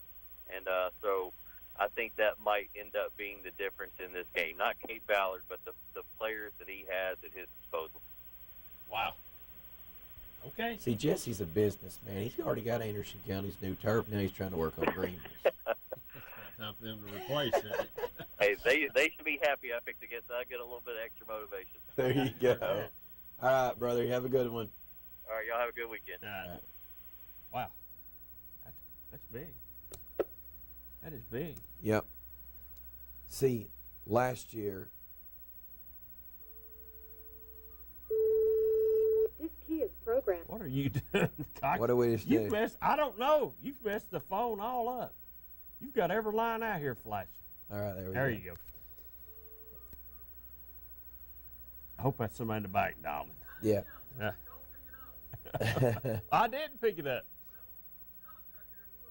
He did already. I'm a rookie. It's my first show. Anyway, 483-8112. You better give us a call, folks, pretty quick. This train's about ready to leave the station. Well, I gave my I can't predictions. believe he picked that. I gave my predictions. Jesse's gave his. Let's get yours. I picked Anderson County. Anderson County. What about Coalfield? Coalfield. I ain't never going against Coalfield. And Oak Ridge. I know you're not going against Joe. Oak Ridge, I'm on that bus ride. You've been on it. I'm going to be on it. They ain't no been on it. I'm going to be on it. Can you believe a man like Joe Gaddis don't have a coach or a fan or a friend or somebody that can give the man the time at halftime? Yeah, he's got somebody. Well, no, he doesn't. He walked out of the Fulton locker room, walked 75 yards, see how much time was left on the clock. And he said he forgot to set his watch. He needs somebody like me then. I need to go ahead and apply You for think that Mullins job. could do it? I don't think he's got anything going on Friday night. Nah, he don't do nothing. He probably doesn't. He can help him out a little bit. Yeah. 483-8112. Much more Friday night scoreboard's about to wrap up. Don't know about next Friday night. Tune in and see. If the lights are on and the camera's rolling and there's somebody sitting here, they'll be talking. I've enjoyed being here tonight, filling in for the guys. They've done a really good job this year. We've had a really good year here at Channel 12 too, so trying to get Coach Henry, and he's up in God's country. And what's your prediction tomorrow for the Missouri-Tennessee game? I think Tennessee wins 17-14. I think Tennessee loses 38-17. And you probably could be right, and I'm probably way off.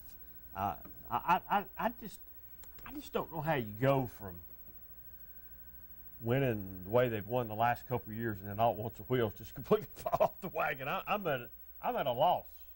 I'm being serious. I mean, I'm at a loss. I thought we were in fairly good shape recruit-wise, what we'd recruited in, and I think it's been a failure on the defensive side of the football with Shoup as the defensive coordinator. I know he might have put Larry Scott in a position maybe that was over his head this year. I didn't really think there was any big deal with Scott being I thought he could do the job.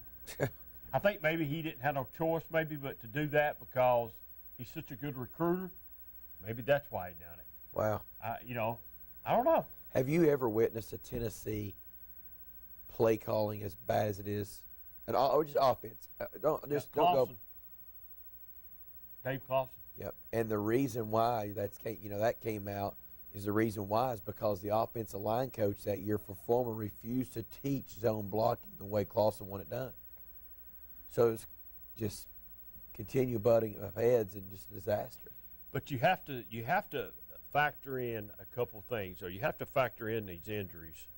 I mean, some of them are pretty devastating injuries. When you lose the people on defenses you've lost, when you lose the Barry kid the way you've lost him, I mean, when you lose the offensive, the strong point for Tennessee football was supposed to be in their offensive line this year. As far as I'm concerned, that's the weakest part. You lose Jawan Jennings, the leader of the wide receiver core. I mean, you lose him. I think that hurts. You're having to play young kids. The Smith kid, he might be all right, but he's been hurt his whole career. You can't count on him. He's not dependable, I don't think. You're talking about Josh Smith. Josh Smith, yes. Okay. He's not dependable. I mean, he's not dependable because he stays hurt all the time. Yeah. And he's hurt now, I think. So. Well, the only offensive lineman they have. They're playing some kids tomorrow I've never heard of. Well, I'm going to say this. The only offensive lineman they have that would have started on good Tennessee football teams is the freshman, the Smith. The Smith kid? Yeah. They got a guy playing tomorrow. I can't remember what they said his name was. I heard it earlier, but I've never heard that name before. Who knows? Who knows? Quick caller, you're on the air. How are you guys doing? Doing good. How you doing? Good. I just want to talk about Anderson County, baby. How we doing? Oh, wow. I knew you support the Navy and Silver, but I did not know it was Anderson County. How are you doing? Let's talk about them. I'm doing all right, man. Anderson County's on a roll. I'm telling you, dude. I mean, who's going to stop at this point? Who's going to? Well, I think the big thing that would be Greenville. Greenville stop.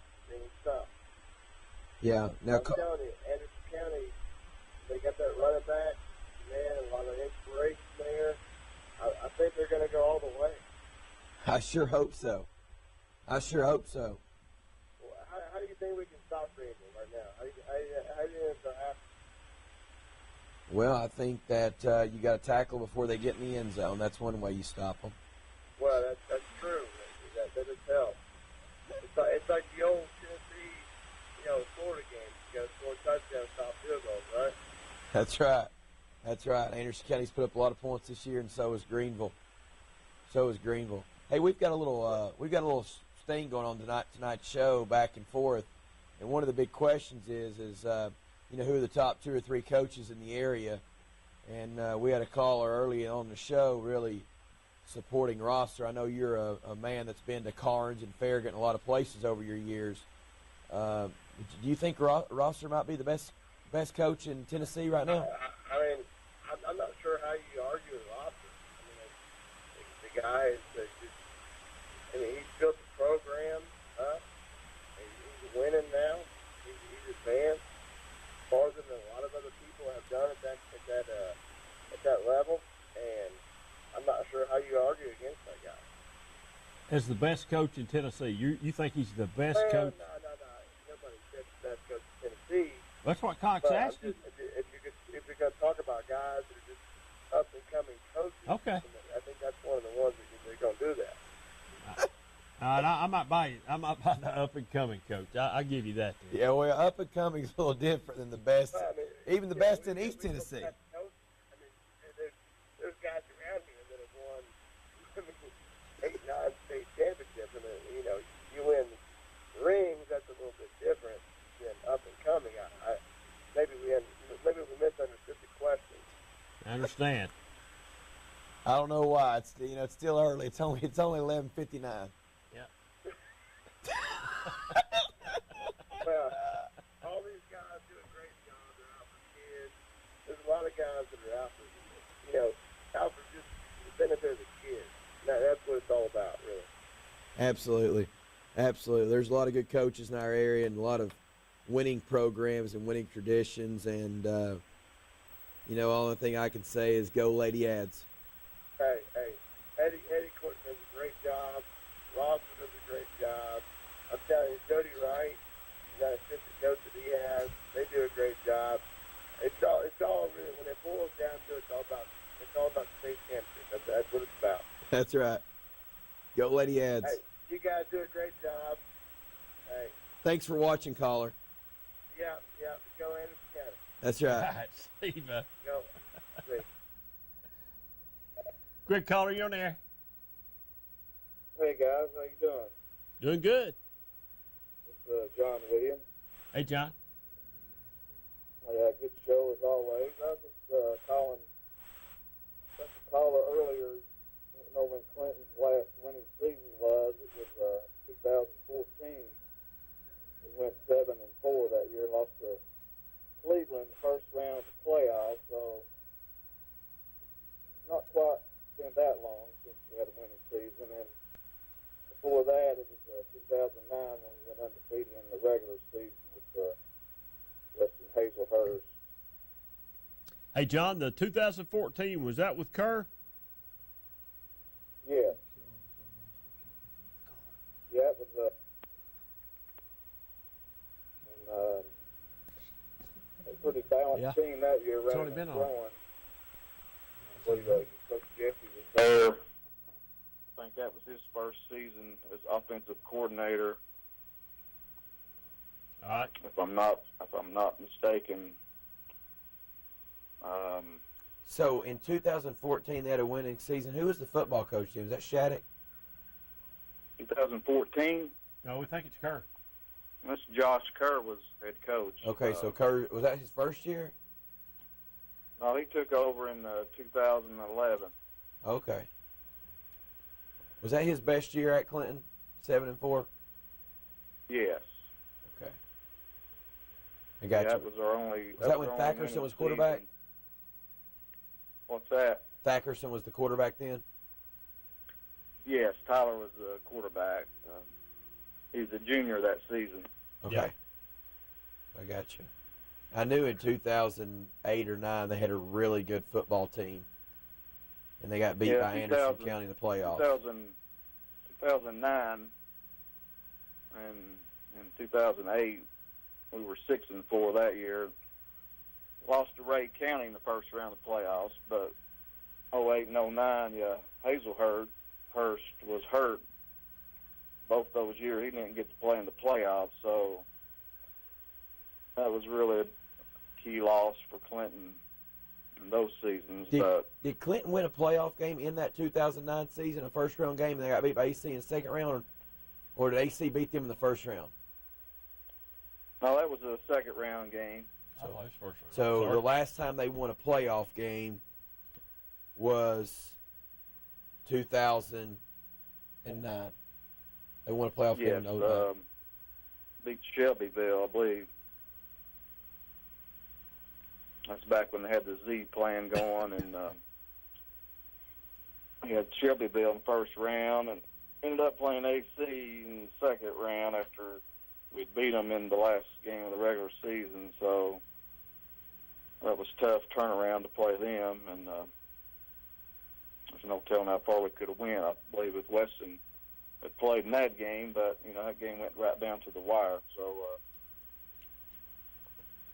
anyway, and he's talking about Catlett. He took over from Gaylor, and I think that's when the pipeline started from Clinton Middle to AC. We lost quite a few players, I think, going up that way when Catlett came in, and he did not have a winning season at Clinton. I looked it up. He was 11-29, and then he coached about 3 or 4 games of the 2003 season, and he resigned. So he ended up about 11-33, something like that. But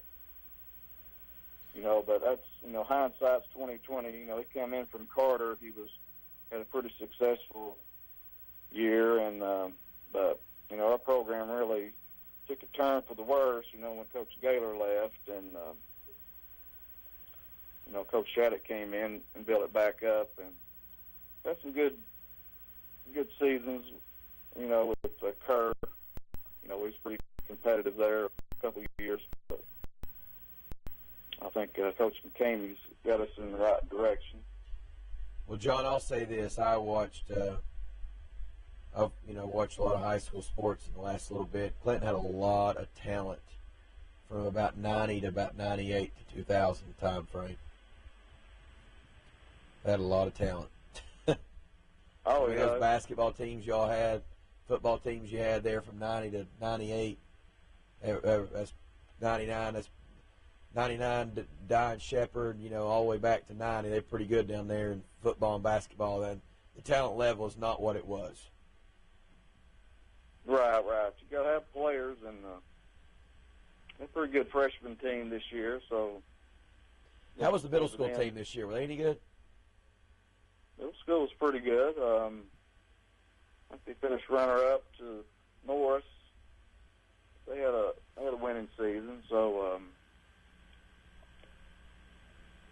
we got some good players coming up next year for Coach McCamey. Good deal. John, I appreciate your call. All right, guys. Enjoy the show. All right. Thanks, John. Good caller. You on the air? Hey, Queen. Hey, what's going on, man?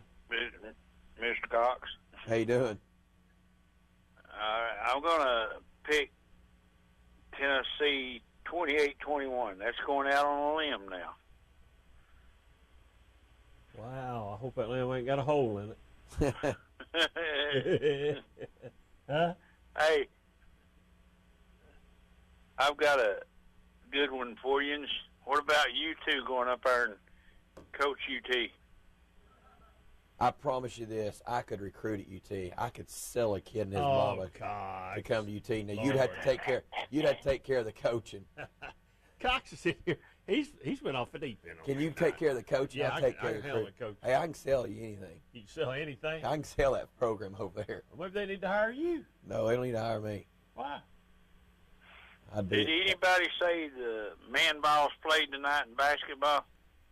No, I didn't see them. I think they won pretty big, though. They won 88-53. Yeah, that's what I heard. That's one real. Presbyterians. That's one real coach we got on that campus. Yeah. You don't think Hollywood? Y'all have a good night now. All right, see. Bye. See. we gotta go off the air on that. What See? in the world has happened? I'm telling you. All right, there we go. I don't know. Brad's got this phone jacked up. Hollywood. Oh. I don't know if that line's ringing or what. We'll find out here in a minute. It's been blinking all night. Huh? 4838112. You better give us a call. The clock is really ticking. It's going tick, tick, tick, tick, tick, tick, tick, tick, tick, tick, tick. Let's see. I just don't think there's any way that guy keeps his job. Quick caller, you on the air. Quick caller.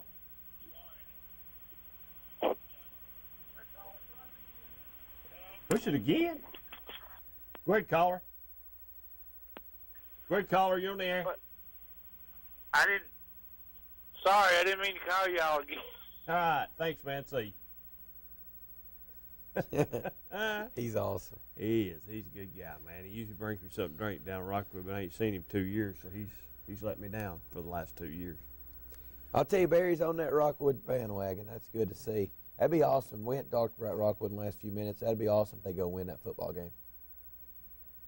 Be tough for them. Will it? Yeah. Did they just take over that football game last time they played? Second half. They scored 3 touchdowns in less than 2 minutes. 2 onside kicks, back to back. I think that's right.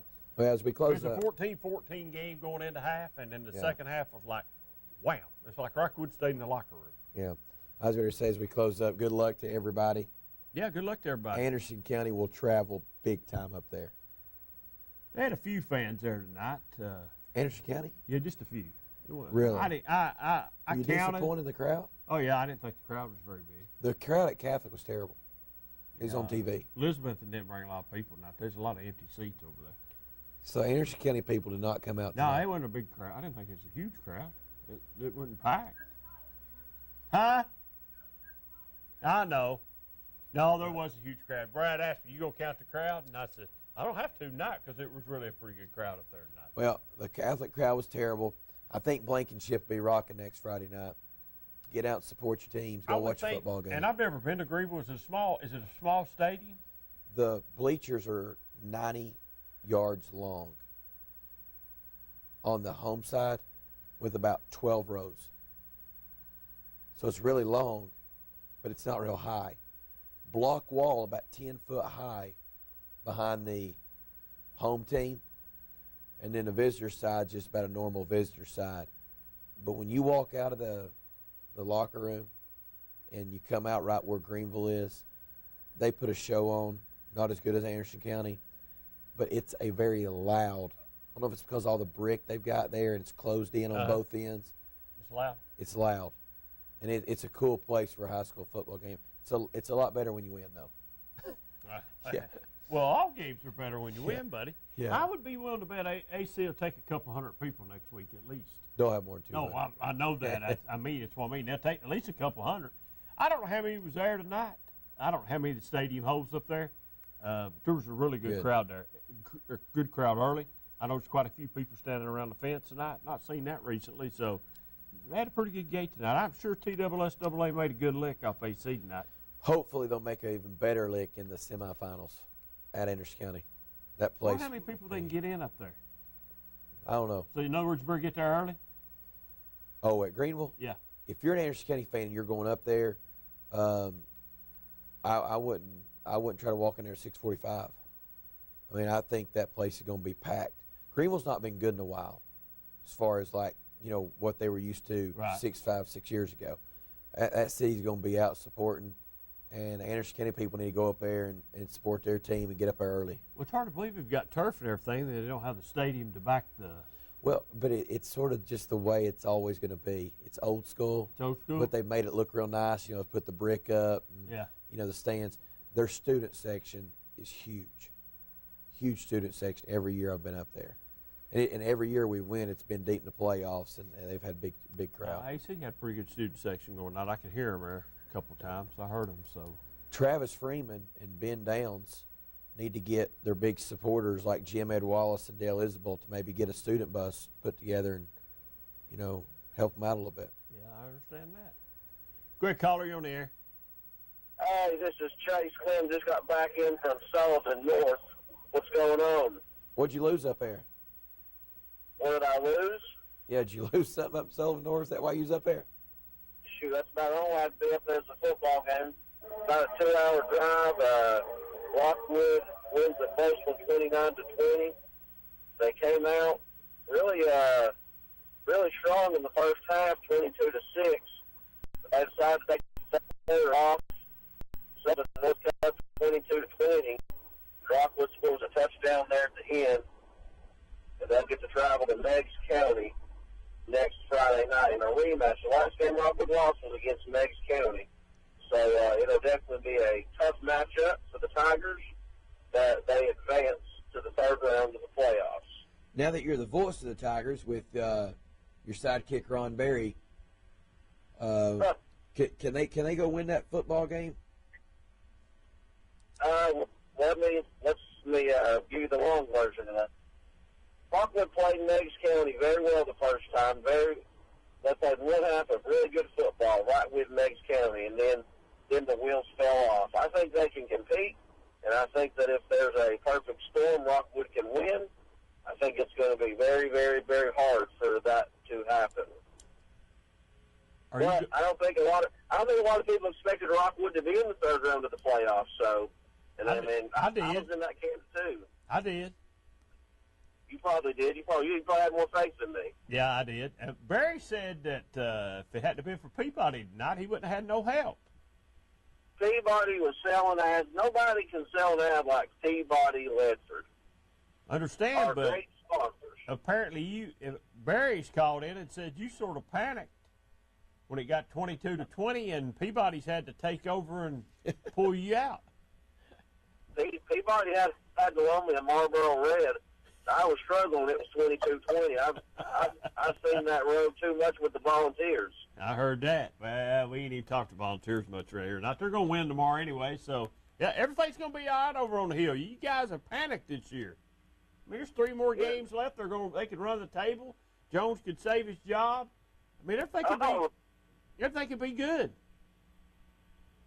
I think you just described the worst case scenario.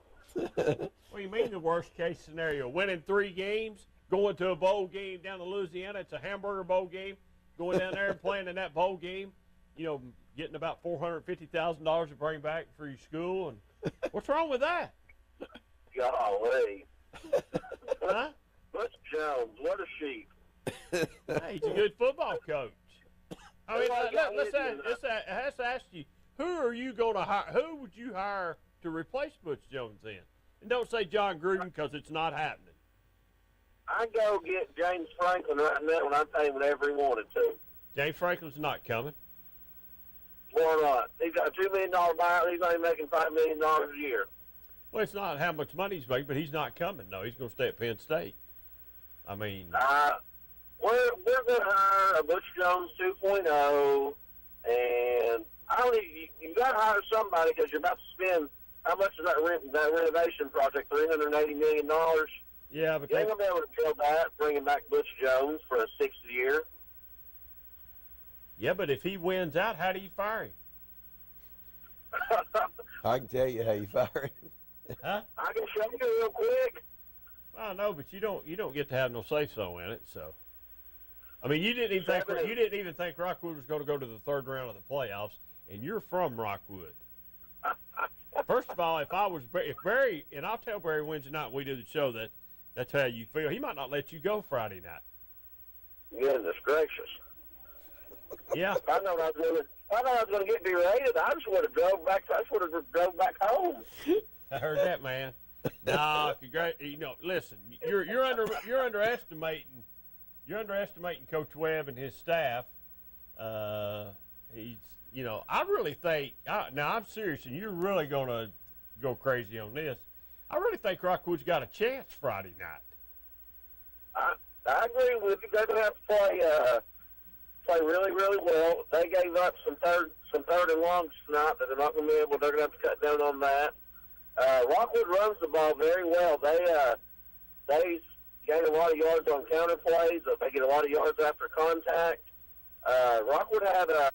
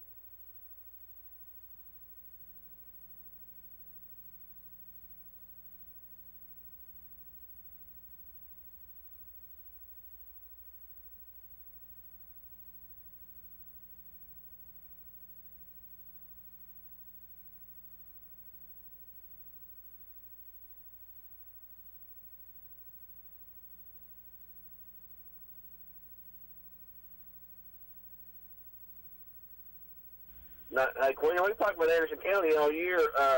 Are you drinking the Kool-Aid? Are they real deal? Are they, state bound, you think? Yes. No, I'm not drinking the Kool-Aid. I've been on the Kool-Aid all year long. I've just made a comment about their schedule a couple times, but that's not their fault. They just play who they just play who they get scheduled. That's right. So I think, I think everybody was pointing to this game tonight. There's a lot of people didn't pick Anderson County tonight. I did pick Anderson County tonight. I also picked Fulton to beat Catholic tonight, which didn't happen. But I think Anderson County there's too many weapons. They've got too many weapons. Just overall, man, that would be a good game. If I wasn't going to go to Greenback next week, I don't know that I wouldn't track up there. I don't know that I wouldn't go to that game. Greenback's a little closer, though. It might be, but I'd still go. I don't know. No, I'd probably go to Oak Ridge and carry the clipboard for Coach Gaddis if he'd let me. I probably ought to do that anyway. He might need me to do that anyway. Hey, you build a clipboard for some state championships. He needs to know about that, doesn't he? Yeah, he does. He'll carry water for him. Cox, what about my man Bruce Pearls? He going to go to jail? He might. No comment. He's not. He's dead to me. He might. He might. Rick Three Pitino. words. Rick Pitino might go to jail, huh? Rick Pitino might. Maybe If they go can back. be Sally's. Huh? Maybe they can be Sally's. Sally's. I don't know. Bruce Pearl's. Bruce Pearl's going to, first of all, he's probably going to wind up getting fired for not participating in the investigation that Auburn's trying to do. I don't see how he cannot participate in that investigation.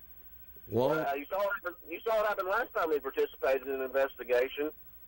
Well, I understand that. That's a little bit the only different. thing he had to do was tell the truth. But if he told the truth, now Tennessee would have been in a big-time situation. If he was still around. Yep. Hamilton and Hart could really hire some coaches. Hey, Dave Hart had a special set of skills like no other. Thanks, Dave. All right, guys. Y'all be, hey, as Hitch would say, y'all be cool. All right. See you, man. See you. All right. All right, folks. It's a wrap. It's a wrap, I think. It's 12:23. We'll give everybody just a couple seconds. Call in if you're going to call, 483-8112. I've enjoyed being back tonight, sitting here and guiding the ship. Mulch and Moore's did a great job all year long sponsoring the show, and all of our other sponsors. To all the high school football teams that we've covered, to all the coaches that's been kind enough to let us talk to them throughout the year, even win, lose, draw, whatever. We appreciate those guys. We appreciate all the football teams we've covered this year here at Channel 12. We appreciate the bands, the cheerleaders, the booster clubs, the people that's fed us in the press boxes. We appreciate all that, all the hospitality, and all I can say is if your team's still playing, you better go support them. Absolutely. Because there's a few teams tonight that are throwing the round balls out on the floor and getting ready for basketball to start up there. They'll get the football players on the basketball floor, and basketball season just right around the corner. But congratulations to all the team in the areas that won tonight. Cox, I enjoyed being here tonight, bud. Yeah, good to have you, and go support these kids and get out. And there's nothing better than making a run and win you a gold ball. Yeah, you know, there's some teams right now that's got some special stuff going on. Oak Ridge and Anderson County for sure got some really good stuff going on, and Cofield knows about this run right here, guys. Yeah. They've made this run. I mean, they know what it's about, and I know Robbie and those guys at Fulton Light are probably disappointed, but they know about this run too. But you know, just run into a buzzsaw team tonight that doesn't have any business being in 5A. But hey, there's nothing that we can do about that right now, and they just line up and play the games. Hey, but until, I guess, next year, I don't know if they'll be here Friday night or not, so I'll just say until next year for myself. You can catch me on Wednesday nights with Ron Berry at 7 o'clock for the locker room chat. We'll still be live at Calhoun's on the river in Oak Ridge, probably for a couple more weeks with Coach Gaddis. And the Coach's Corner follows us right after that on Wednesday nights. You get us at 7, get Coach Gaddis at 8 o'clock. You can catch me on Wednesday nights. But until next year here on the Mulch and More Friday Night Scoreboard, so long, folks. We've enjoyed it. It's been a great year. Get yourself unchained from large pharmacies. Shop and support your local independent pharmacies in our hometowns. In Kingston, shop Kinzer Drugs. In Harriman, shop Chase Drugs. And in Rockwood, Live and Let Live Drugstore.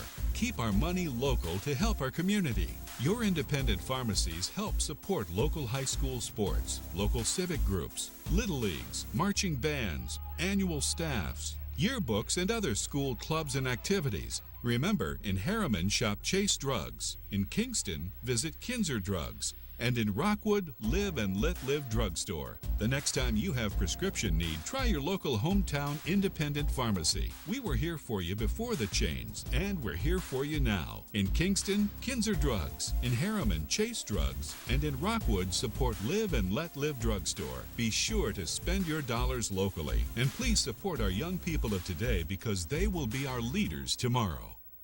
If you didn't buy your rugs at Hammers, you paid too much. Hammers buyers search the South Rug Markets every month for special deals on area and room size rugs, like these in traditional, oriental, and contemporary designs. Choose from high quality heat set rugs, olefins or wool. Plus, there's always a special selection of kitchen and bathroom rugs for $288. Remember, don't pay too much. Buy your rugs at Hammers.